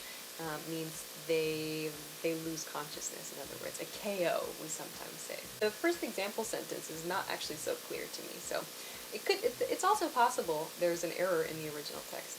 I don't know. Alright, so those are all the questions that I want to answer this week. Thank you very much for sending your questions to me. Remember, you can send them to me at englishclass101.com/ask-Alicia. Thank you very much for watching this episode of Ask Alicia, and I will see you again next week. Bye-bye! Now I'm totally paranoid about my sound working. Sound. It's still working. Hi everybody, my name is Alicia, and today I am joined again in the studio by Michael, hello. And today we're going to be talking about things that were cool in the 90s. So things that were interesting or things that maybe we were interested in the 90s. I'm guessing that we're going to have some very different opinions based on our experiences of the 90s. So let's get right into it. Michael, your first item, please. Okay. Boy bands. So I remember boy bands were very, very popular when I was a kid in the 90s. I had 3 older brothers who would punch me and tell me, boy bands are for girls, don't like boy bands. So that was my experience with them. And they became kind of uncool, I feel like, after the 90s. And then they never were uncool in like Korea and like a lot of Asian countries. They still had like a strong boy band kind of scene or whatever. Man But bands now. is that really what they're called? No, I don't know. I just mean, I feel like there are boy bands. That are now becoming boys to men. Maybe that's the. So, I mean, now it came, now it came back. Like, what's the British one? Now it's kind of cool again. Oh, One Direction. One Direction, yeah. So I think it's come back. It's full circle. Didn't they just break up? I'm going to go with something that I loved in the 90s. This is probably way too specific. Probably. But it's this show called Doug that was on Nickelodeon. And there weren't a whole lot of episodes of Doug. It was, I don't know, like 20 or 30, I feel like. Not even that many. Did you ever see this show? Yeah. That's very nostalgic for me. I don't, 20, 30 episodes? I feel like I'd seen them all, so I know that I saw them all because it would come on one day after school, and I'd be like, oh, I've seen this episode. But the whole idea with Doug is Doug was like this plain kid, and he had an older sister. He went to school. He had a dog. He had a best friend, and he would just encounter these everyday life scenarios that would be kind of troubling, or he wouldn't know how to deal with them. But like he was kind of a role model, I feel like. He was kind of being like a good kid. Or sometimes he would get into trouble, but then, eventually he would solve the problem or he'd find a way out of it. So, but I really loved that show. I really loved Nickelodeon in general during the 90s. And yeah, did you watch that channel? Yeah, of course. I loved Nickelodeon. I think I was more like Fox, stuff like that. But I guess I'll segue into another one of mine. You're talking about wholesome. So something that's my childhood. I was raised on TV was sitcoms. Yeah. So I think this has kind of died down again, like the boy bands, where people think it's cheesy. Now it's all reality TV shows, that kind of stuff. But that is my childhood right there. Is Full House and these kinds of shows, step by step, where there's a moral at the end of the story. And so there's always kind of like the protagonist is always like maybe he's unsure, but by the end they know the right thing to do, and they play like the violin, kind of sad, not quite sad, but like heartwarming music, and then they're like, well, and then they give a speech. And as a kid, you don't really like think about it, but that gets into your, like man, deep, because of Full House, if you lie, I've learned this, it's deep in my subconscious. If you lie, and then you keep lying, it snowballs, and it gets worse and worse and worse. So it's best to just right away tell the truth. That was a really common theme in most sitcoms, I think. That like they're just trying to teach kids, don't lie, it's bad. Yeah, you're right. Sitcoms are huge. And by the way, sitcoms is a portmanteau meaning two words put together, of situation and comedy. So situation and comedy equals sitcom in this case. Okay, nice. I'm gonna go to my next one. Let's see. I think probably every little girl in the 90s, in America anyway, knew what this was. I don't know if you knew. It's this brand called Lisa Frank. Lisa Frank. Are you aware of Lisa Frank? Are you aware of Lisa Frank? No? Okay. She knows. She knows who Lisa Frank is. So Lisa Frank is just bright. It was always like brightly colored school supplies. Like pinks and purples and blues, and it would always have unicorns and dolphins and mystical creatures. It was just bright, and everybody, all the girls loved it. I loved it. I had Lisa Frank, just whatever I could get my hands on. It'd be pencils or erasers or just pinks and rainbows and hearts and stuff like that. So I think every girl who grew up in the 90s knows what Lisa Frank is. Okay. So talking about style and whatnot, grunge. Grunge is something that hits close to home for me, and I think that came out of the 90s, is, everybody knows, around the world, I think most people know Nirvana, Kurt Cobain. Yeah. And this is something that I guess was brought to the world from Seattle, and it was a music genre, and it was it's like rock, but sometimes slower, almost emo, kind of like sad, usually, undertones. But anyways, the style that came with it was the opposite of like the 80s and early 90s of really bright colors. It was the opposite. You just wear holey jeans, you don't really shower that much, you don't shave, and like plaid and just really like dreary colors. So that was really popular. At least I remember in like the early 90s, like mid 90s. Yeah, and it's as soon as I saw that card grunge, I was like, oh, Nirvana. That's the first thing that comes to mind when I hear grunge. I didn't get into the grunge scene though. I was busy with boy bands, but like grunge for me was never really. I was aware of Nirvana, but I was not of the Nirvana pod.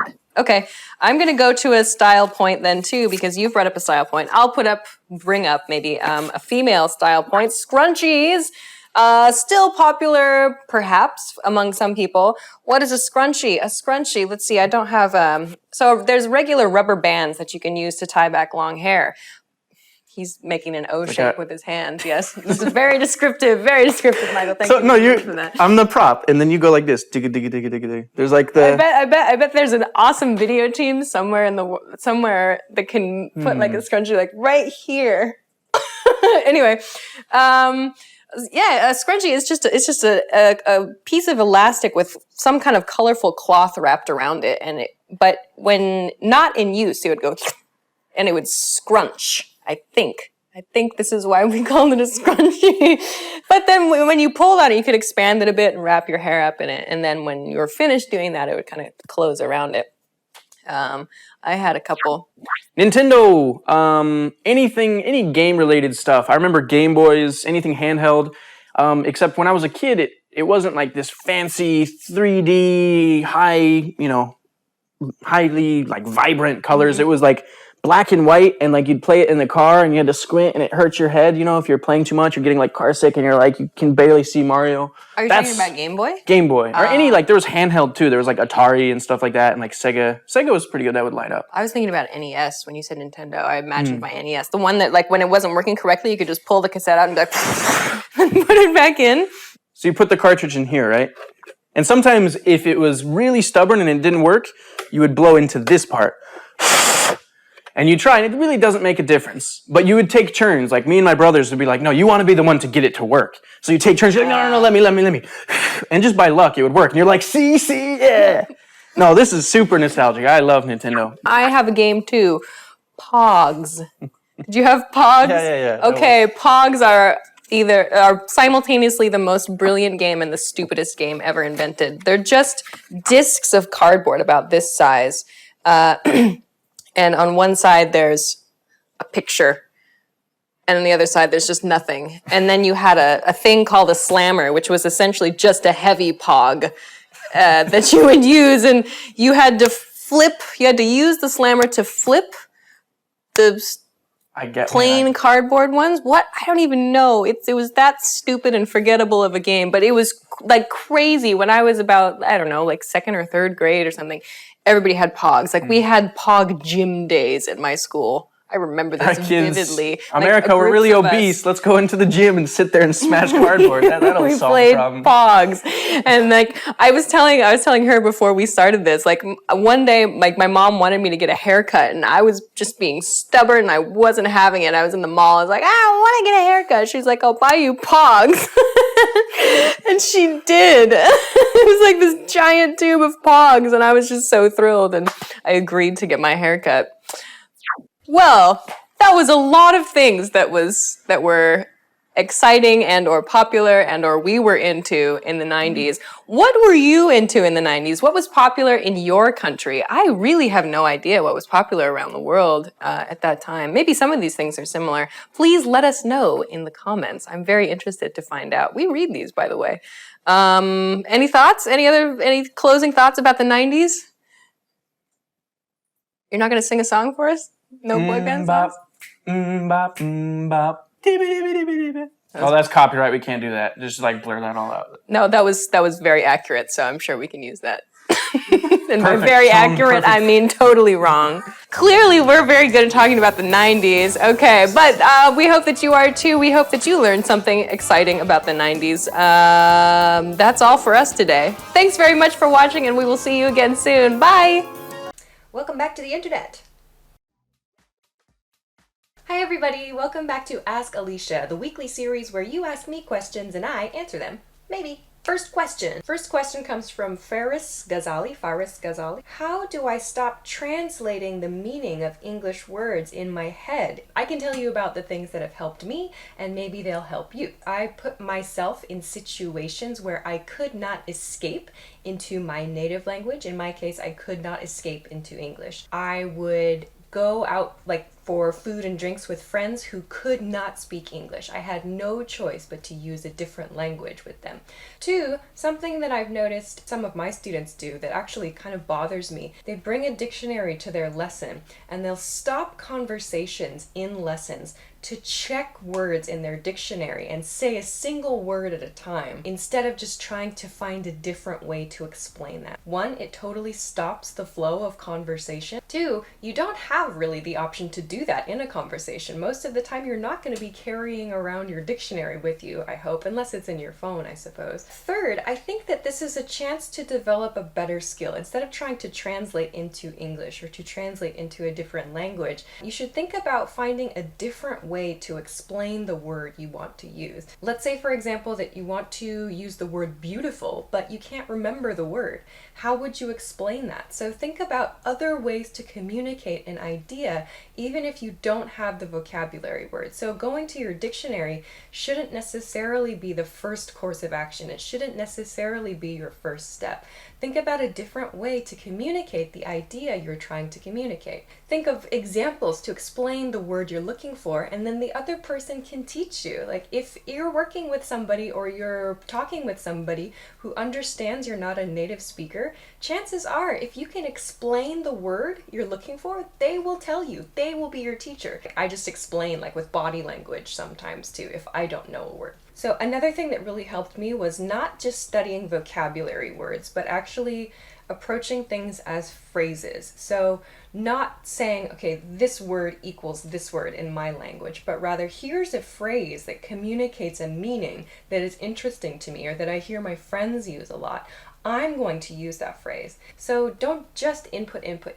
Start outputting too. So hope that's helpful for you. Next question. Next question is from Huang Jiang Ik. Hi. Huang Jiang Ik says, I'm curious, what do you do on your days off? You want to know how to do it on my days off? On my days, I'm pretty normal. On my days off, I cook, I go jogging, I sleep, I go listen to my favorite DJs, I see my friends, I eat and drink and watch TV.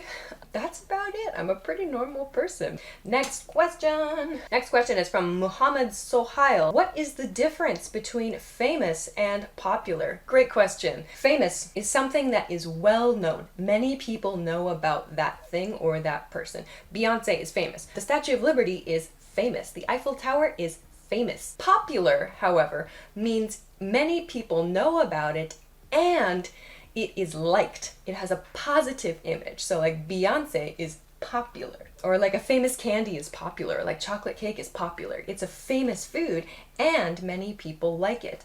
So popular is famous plus like a positive image. Sometimes we can use those two words for the same thing. So Beyonce is famous, Beyonce is popular. But famous doesn't always mean they are popular. So someone can be famous for a bad thing. In that case though, it's typically better to use the word infamous. Infamous means famous for a bad reason. So famous for something negative. Next question. Next question comes from, oh, you wrote the pronunciation of your name. Very nice. Aitan, I think. Okay. Hey, Alicia, I hope you're well. My level is intermediate. They feel that they're stuck at the intermediate level and want to reach the advanced level. They're watching lots of videos on YouTube, reading academic articles on the web, but still feel that progress has somehow stopped. Could you give me some advice? Okay, you say in your message that you feel your progress somehow has stopped. I have been here too, the intermediate plateau. Like you begin learning a language and it's like, yeah, I'm learning all these things. And then you kind of like plateau. You get to a level where things don't continue and you feel like progress goes much more slowly. I would say in this case, first identify how you feel your progress has stopped. By that I mean, like, do you feel like your vocabulary is lacking? Or do you find that it's hard to listen to people and to understand what they're saying? Do you find it's hard to write? Is it hard to read things? So first identify what is that thing that you feel like you're not good at, and then start to approach your further studies with that as the focus. I think that if you can think about your different skill sets, your different levels in reading, writing, speaking, and listening, you can identify which of those 4 things is weakest for you and start there. So when you feel your progress has stopped, think like, okay, what am I not good at doing? And then focus your time there. So maybe that's a helpful first step for you. you. Hope that helps. Next question. Next question comes from Kiara. Kiara asks, I'll help you studying and I'll help you to study. What is the correct one? Thanks. I'll help you something. I'll help you do this. So just the regular plain form of the verb I would suggest is probably the most natural choice. Thanks for the question though. Next question. Next question comes from Sharif Ahmed?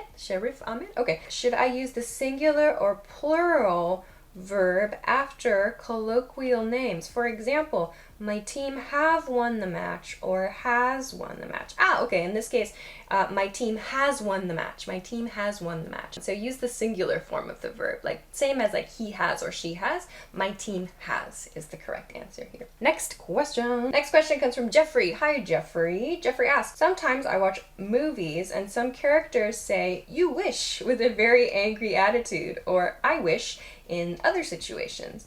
What do these two sentences mean and how do I use it? Aha, interesting question. Okay, when someone responds with you wish to a negative suggestion, it's like they're mutually together, they're recognizing that they don't like each other. So usually the first character will say something like, make a negative suggestion, like you should leave town and get a different job, like leave us alone, something like that. And then the other character will say, yeah, you wish, like, yes, this character recognizes you want me to do that, yes, but I'm not going to do that, in other words. So it's sort of like a challenge. So this person says like this negative suggestion, the other person recognizes this suggestion, says, no, I'm not going to do that, but I know you want me to do that. So you wish in this way means it's like a negative challenge. They're kind of fighting, recognizing they dislike each other. So that's one. The other one, what was the other one? So I wish, we talked about I wish in the previous episode of Ask Alicia, so please check that out. But essentially, I wish refers to something that we cannot do now, or something that is different from the present situation, but we want to happen, or we want to be able to do. So please check the last episode of Ask Alicia for more about I wish, like the positive meaning. Next question. Next question is from Romeo Liu from Vietnam. Hello, Romeo. Could you please explain what the expression try as I may means? This is usually used in an expression that's sort of negative, like even though I'm trying my best, it's difficult for me to do this thing. So try as I may, I just can't get a new job. Or try as I may, I just can't earn that much money. Or try as I may, I just can't seem to cook this dish, for example. So even though I'm giving my best effort, even though I'm really working hard, this other thing just isn't happening for me. So it's sort of like a sad or like a disappointed or unhappy expression, actually. Thanks for the question, Romeo. Okay, so those are all the questions for this week's episode of Ask Alicia. I hope that they were useful for you.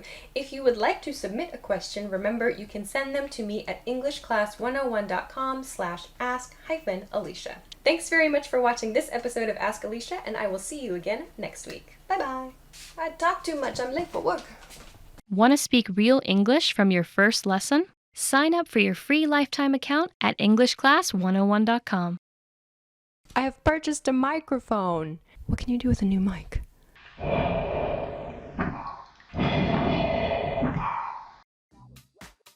Hi everybody, my name is Alicia. Welcome back to Ask Alicia, the weekly series on our YouTube channel where you ask me questions and I answer them. Maybe. So please remember you can submit your questions to me at englishclass101.com/askalicia. First question. A lot of you have asked about what to do to get a voice that sounds like mine. When I'm making these videos, I'm specifically trying to speak clearly, so I'm clearly separating my words. The way that I talk with my friends and the way that I talk regularly is a bit different than the way that I talk on this channel. But if you want to try to get this kind of pronunciation, the best advice I have is just to repeat this kind of pronunciation. It depends on your goal. If you want to learn to speak like me or to speak like somebody else that you really admire, you should try to mimic them. That's what I do, and that's actually a strategy that I use when I study other languages as well. So if I hear something interesting, that a vocabulary word that a friend has used, like in Japanese for example,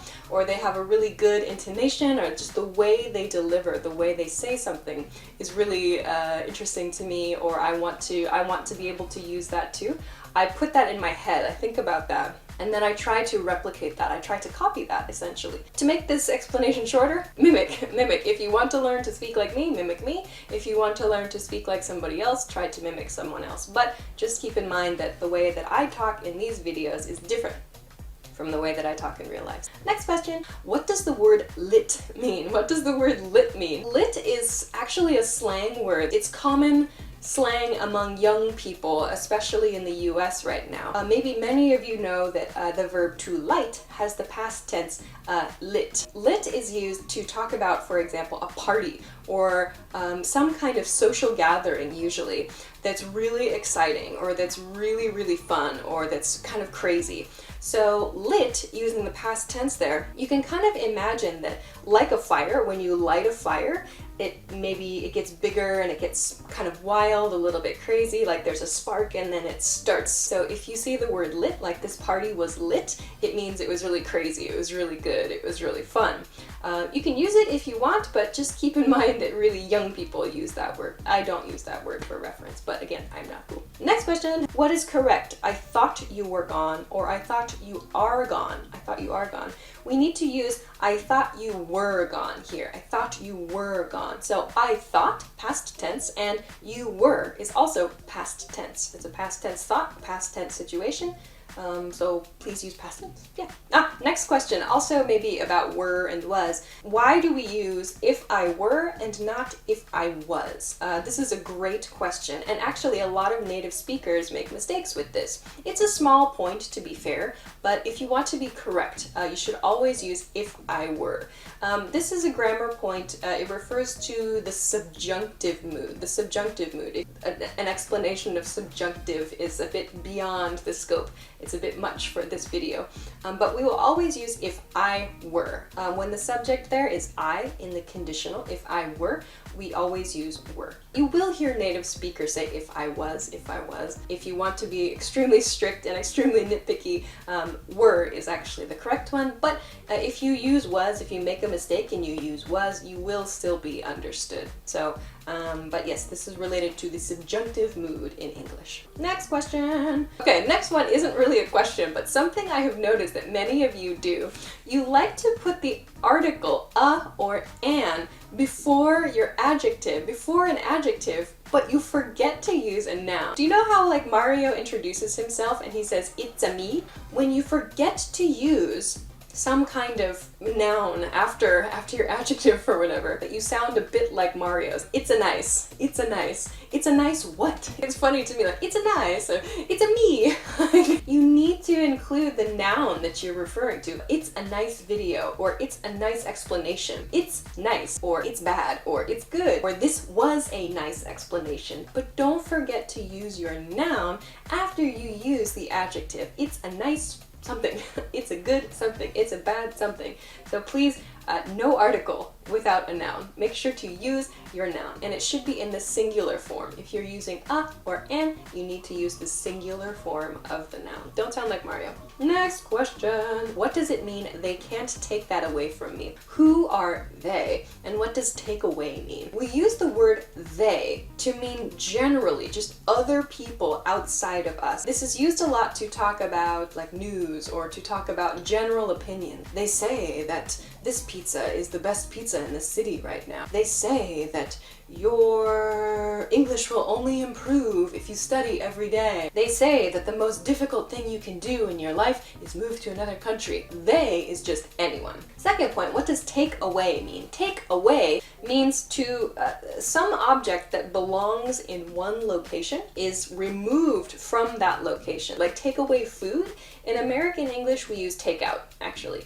But take away food is a similar idea, especially like in British English, take away. So you take away your food from the restaurant. So you're taking something else. You're removing your food from the restaurant. So in the expression, they can't take that away from me, They, meaning other people outside you, can't take something away from you. Next one. What does the phrase "don't be a creep"? Don't be a creep mean? I think Michael talked about this on an old English topics video. So I talked in a live stream about the word creepy, adjective creepy. So something that causes like nervous suspense is something that's creepy. The word creep is used as a noun. Don't be a creep. A person who is creepy. A guy can be a creep. A girl can be a creep. So a creep is someone who causes creepy feelings. Like, oh, something bad might happen. I feel nervous. Like, that person's a little strange, a little weird. That person is a creep. He's a creep. She's a creep. So don't be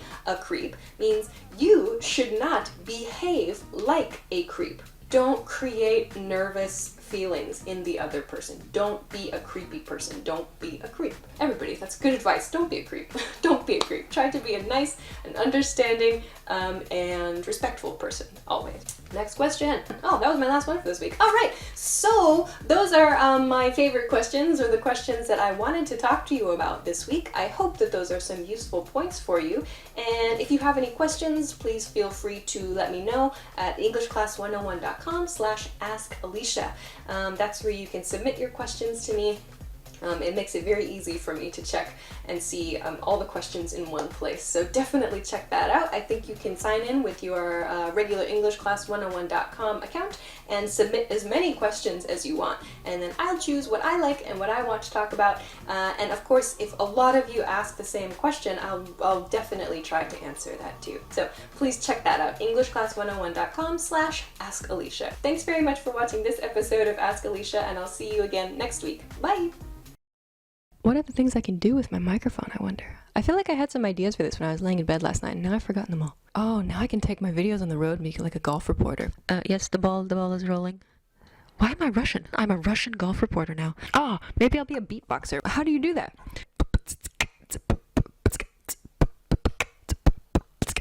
Oh. Hi everyone, I'm Bridget and welcome to today's lesson. Today's topic is 10 ways to say hello in English. Good morning. Good morning is the first thing you say to someone when you see them in the morning. Good morning, sir. Would you like a cup of coffee? Good morning. Could I please get some orange juice? Good morning. I'm still tired from the night before. Hello. Hello is the most common greeting you'll hear. That and hi. Hello is a polite, nice way to greet someone when you see them. Hello. Everyone says it. You cannot go wrong saying hello. Hello can be used at any time of the day, no matter whether it's morning or at night or at 4 a.m. When you see someone, you can say hello and it will still be appropriate. Long time no see. Long time no see. It's not necessarily grammatically correct, but it's a saying that we have. Hey, long time no see. What it means is that you haven't seen that person in a long time. So it literally means long time no see. Long time no see is something you say to someone when you haven't seen them in a while. Hey, John. Long time no see. How are the wife and kids? How have you been? Hey, how have you been? I haven't seen you in a long time. How have you been is asking someone how they're doing and how they've been for the past however long if you haven't seen them in a while. You might say, hey, long time no see. How have you been? How have you been? That's past tense. It implies that you haven't seen them in a while and you want to hear about how they are and how they've been for all of that time that you haven't seen them. Hey, long time no see. How have you been? How are you? How are you means how are you doing? How are you feeling? How is everything? It's a standard thing that you might say to anyone, even if you've seen them the day before. You might see them today and say, hey, how are you? How's it going? Hey, how's it going? How's it going is a more informal way to say, how are you? So, how are you and how's it going, they mean the same thing. It's asking how you are doing, how you are feeling, Is everything okay with you? What's up?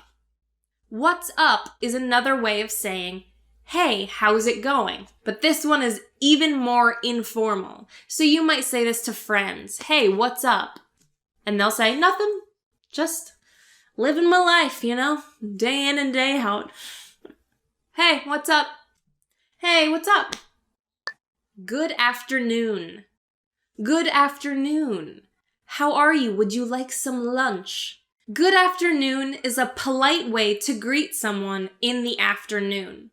So if you run into your boss, you might say, good afternoon. It's very nice. It's polite. Not a lot of people say it to their friends, but it's a polite way to greet someone. Good evening. Good evening is a nice way to greet someone in the evening time. You can only use this phrase in the evening because it's wishing someone a good evening. It's saying hello at a certain time of day. Good evening. Would you like some dinner?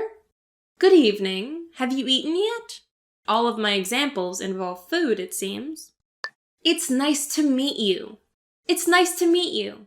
This is something that's very common to say the first time that you meet someone.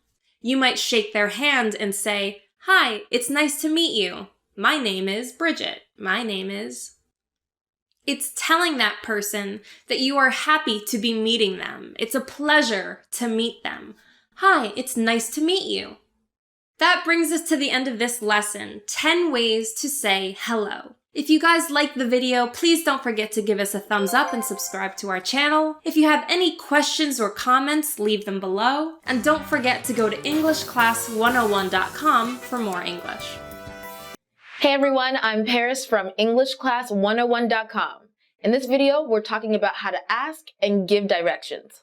Let's start. To the left, to the left. The first phrase is, where is the? Where is the? For example, you can ask, where is the bank? This can be used to ask for a general location or detailed directions. Don't be surprised if you only receive basic information. For example, next to the grocery store. The next phrase is, I need to go to the. I need to go to the. For example, you can say, I need to go to the police station. The word need is used, but this is used for non-emergencies as well. How do I get to the? How do I get to the? For example, you can say, how do I get to the museum? This question can be used to ask for step-by-step directions instead of a general location. Is the near here? Is the near here? For example, you can say, is the library near here? If you're unfamiliar with an area, you can ask to get this information about a specific place where you want to go. Is the bathroom near here? Excuse me, do you know where the is? Excuse me, do you know where the is? For example, you can say, excuse me, do you know where the park is? Only use excuse me when you're starting a conversation with a stranger. Another common phrase is the far from here? Is the far from here? For example, you can say, is the post office far from here? This is an indirect way to ask for directions. People will tell you how far the place is and probably tell you the best way to get there. Walking, taking a bus, driving, Uber. Now let's take a look at expressions to give directions. Turn left. Turn left. For example, you can say, turn left after 2 blocks. This gives you information about how far you should go before you make any changes. In this case, you should go left. To the left, to the left. Turn right. Turn right. For example, you can say, turn right at the 3rd traffic light.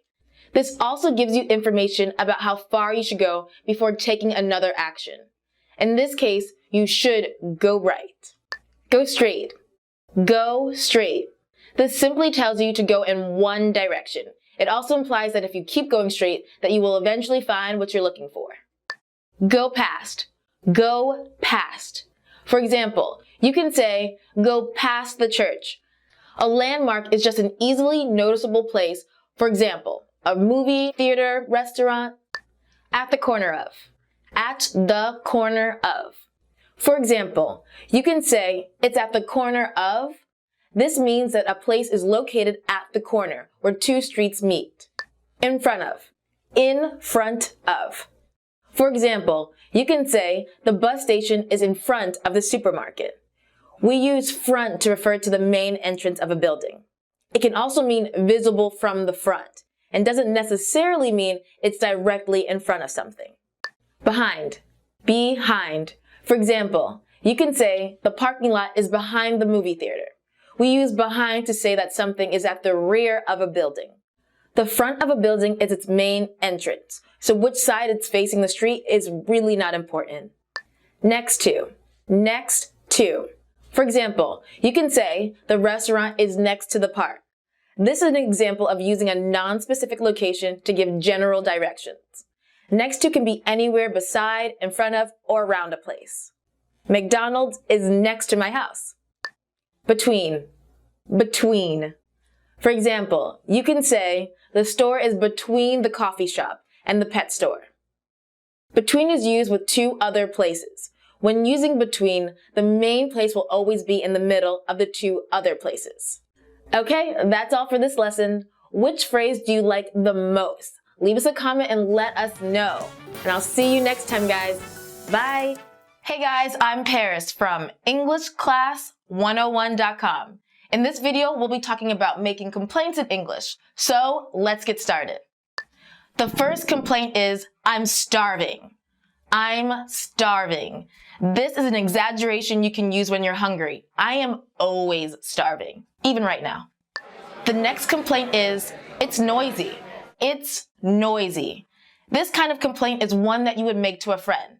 Telling the staff of a restaurant won't help, since they can't tell people to be quiet.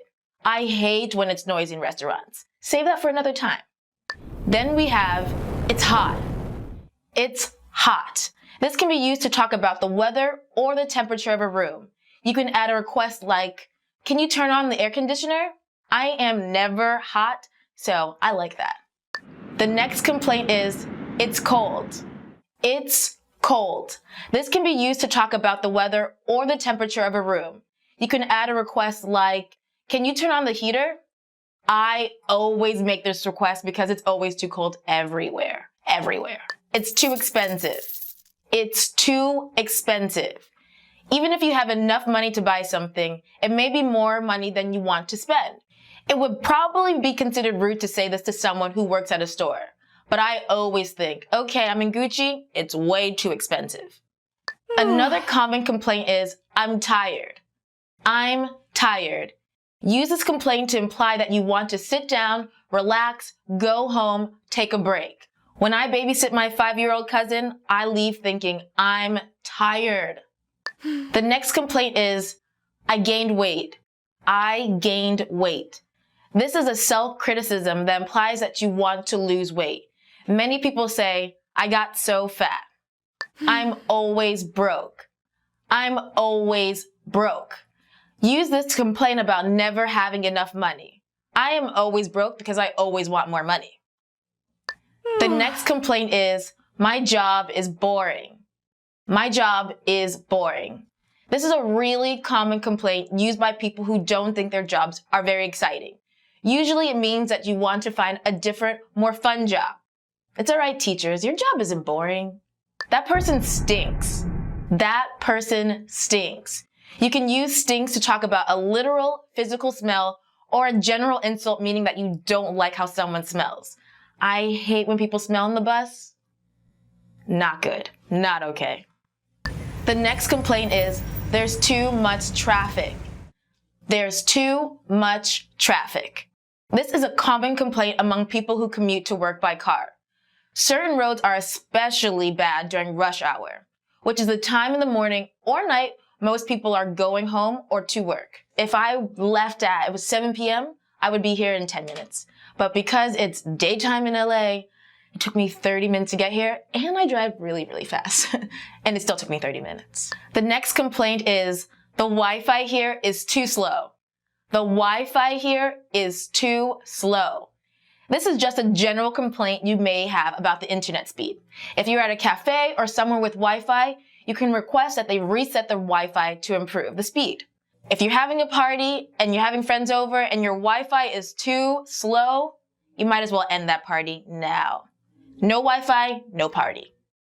My boss is annoying. My boss is annoying. Annoying can be used to mean that someone does things that you don't like or they ask you to do things that you don't like. Either way, an annoying boss is a bad experience. I am very familiar with this. Hey Paris, grab me coffee. Hey Paris, check my emails. My boss is annoying. But don't tell him I said that. The pay is too low. The pay is too low. You can use this to complain about how much you make or to reject a job offer because it doesn't pay enough. I'm a surgeon. The pay is too low. I don't like it. I don't like it. This is a very general complaint that can be used for almost anything. What don't I like? Posting 1,000 selfies on Instagram. I don't like it. Okay, that's it for this lesson. Which complaint do you like more?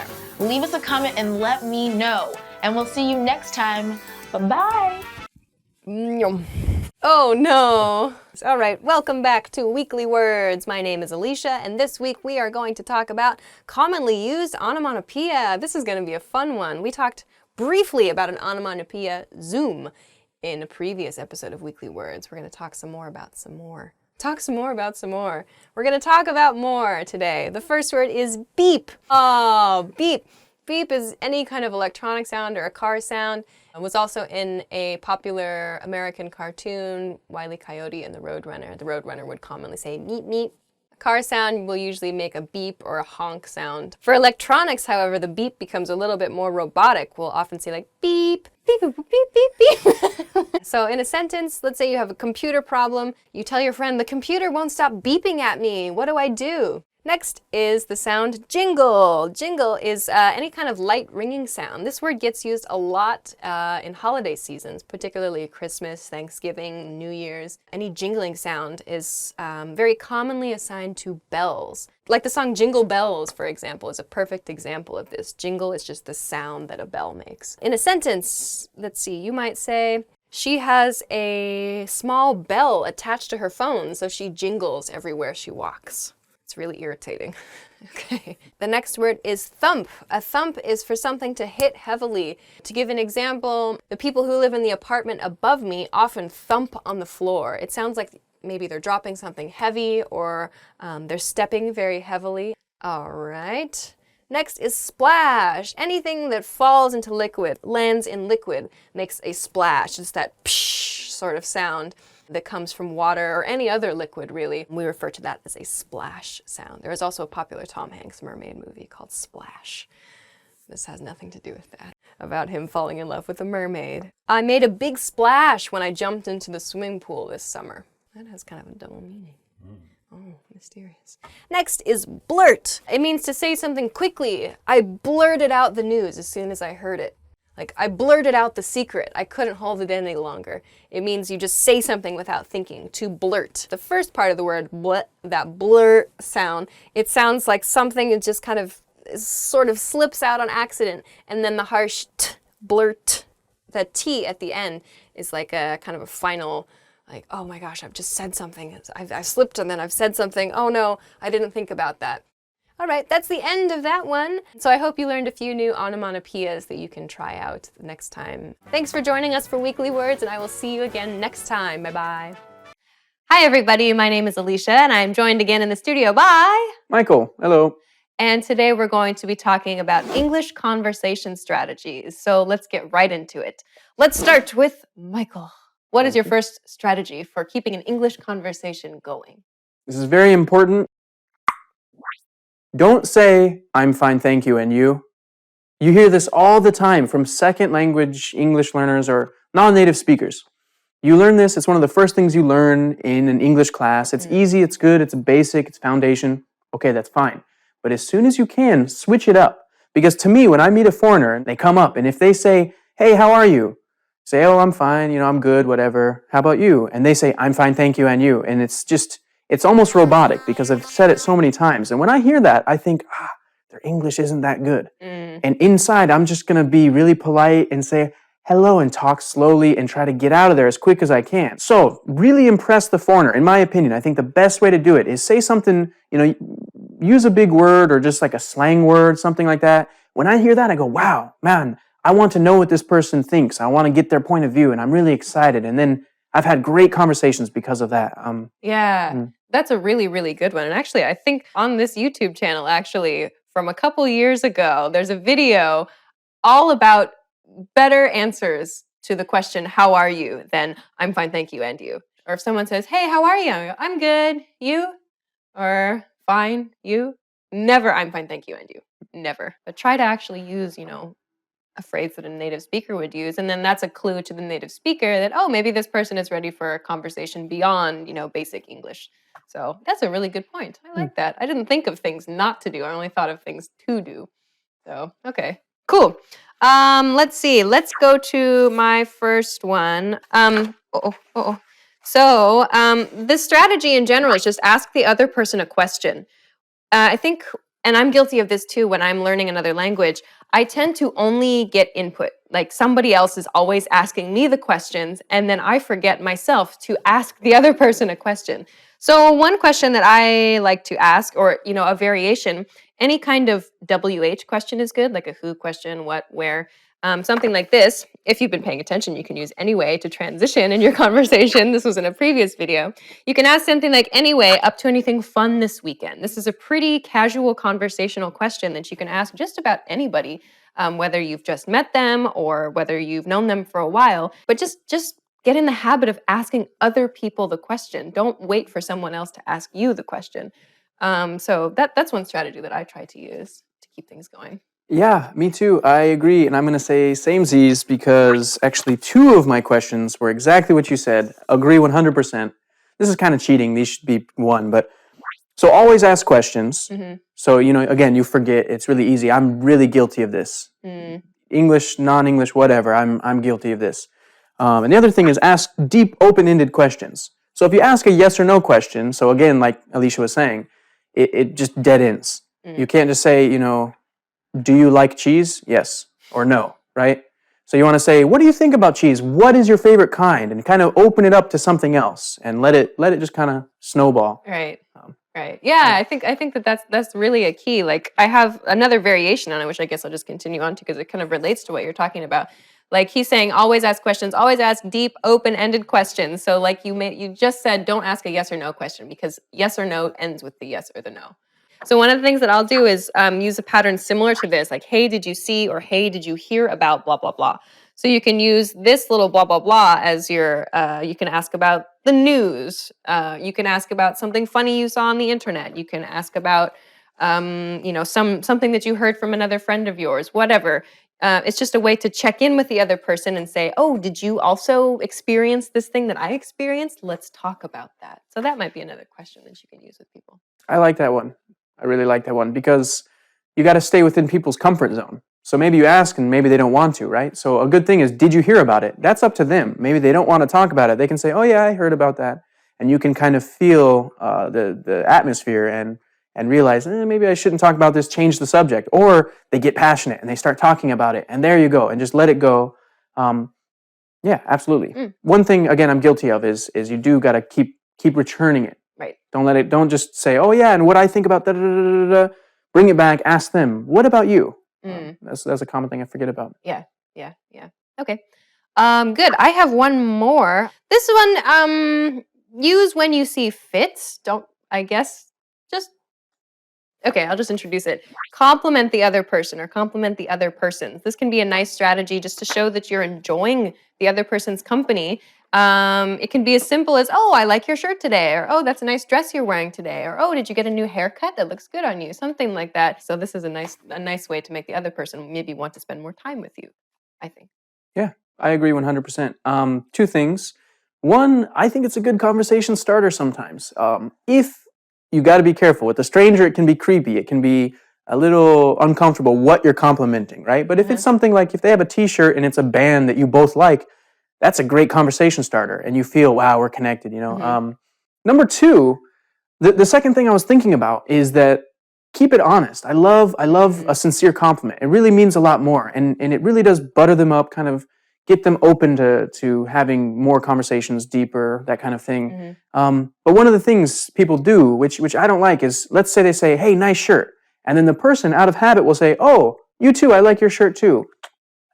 Just my opinion, I don't think this feels really natural, doesn't really feel sincere. So I would save it, make a mental note and go, I need to return the favor. I need to give them a compliment. But wait until you notice something you really do like and say, hey, actually, I love blah, blah, blah. Yeah, I think that's a great point. Like when you can sense whether someone is being sincere or not. What is your next strategy for continuing an English conversation? Well, don't be afraid to open up. I like this one. I think this is good. A lot of people will be kind of shy. They won't open up too much. Again, within your comfort zone. But I like this one because people will return the favor. Because if you're just having small talk and you say, the weather's nice today, blah, blah, blah, you can only go so far. So don't be afraid to say something personal. Again, trust your judgment. Don't be a creeper. We don't want to hear certain things about your life. So don't be a creep. Don't be a creep. Don't be weird. Don't be strange. And like what you're saying about opening up. Open up is just a phrase that means share something about yourself. So it can be as simple as what you did last weekend or what you're going to do this weekend or a project that you have coming up. It doesn't mean that you have to spill all of your life secrets to the other person, but just showing that you're willing to share something more personal about yourself can help ingratiate yourself or can help, make the other person, help the other person understand you a little bit better. That's a good tip. I like that tip. That's hard to do though. It's hard. It's a little bit scary, I think, to share parts of yourself, but it's good. It's a good way to meet people and make friends. All right. I think that's all. Is that all that you have? Yeah, that's all I got. Okay. All right. Well, those are some interesting strategies to keep an English conversation going. So give them a try. If you're ever at a loss for words and don't know what to say, you can try one of these strategies and hopefully it will help you out. Please let us know if you have any other strategies or anything else that you would like to use or you try to use when you are having trouble keeping a conversation going. Leave us a comment and let us know what it is. We will see you again next time. Do you have anything else you'd like to add? That's about it. All right. So thanks very much for joining us and take care. Bye-bye. Want to speed up your language learning? Take your very first lesson with us. You'll start speaking in minutes and master real conversations. Sign up for your free lifetime account. Just click the link in the description.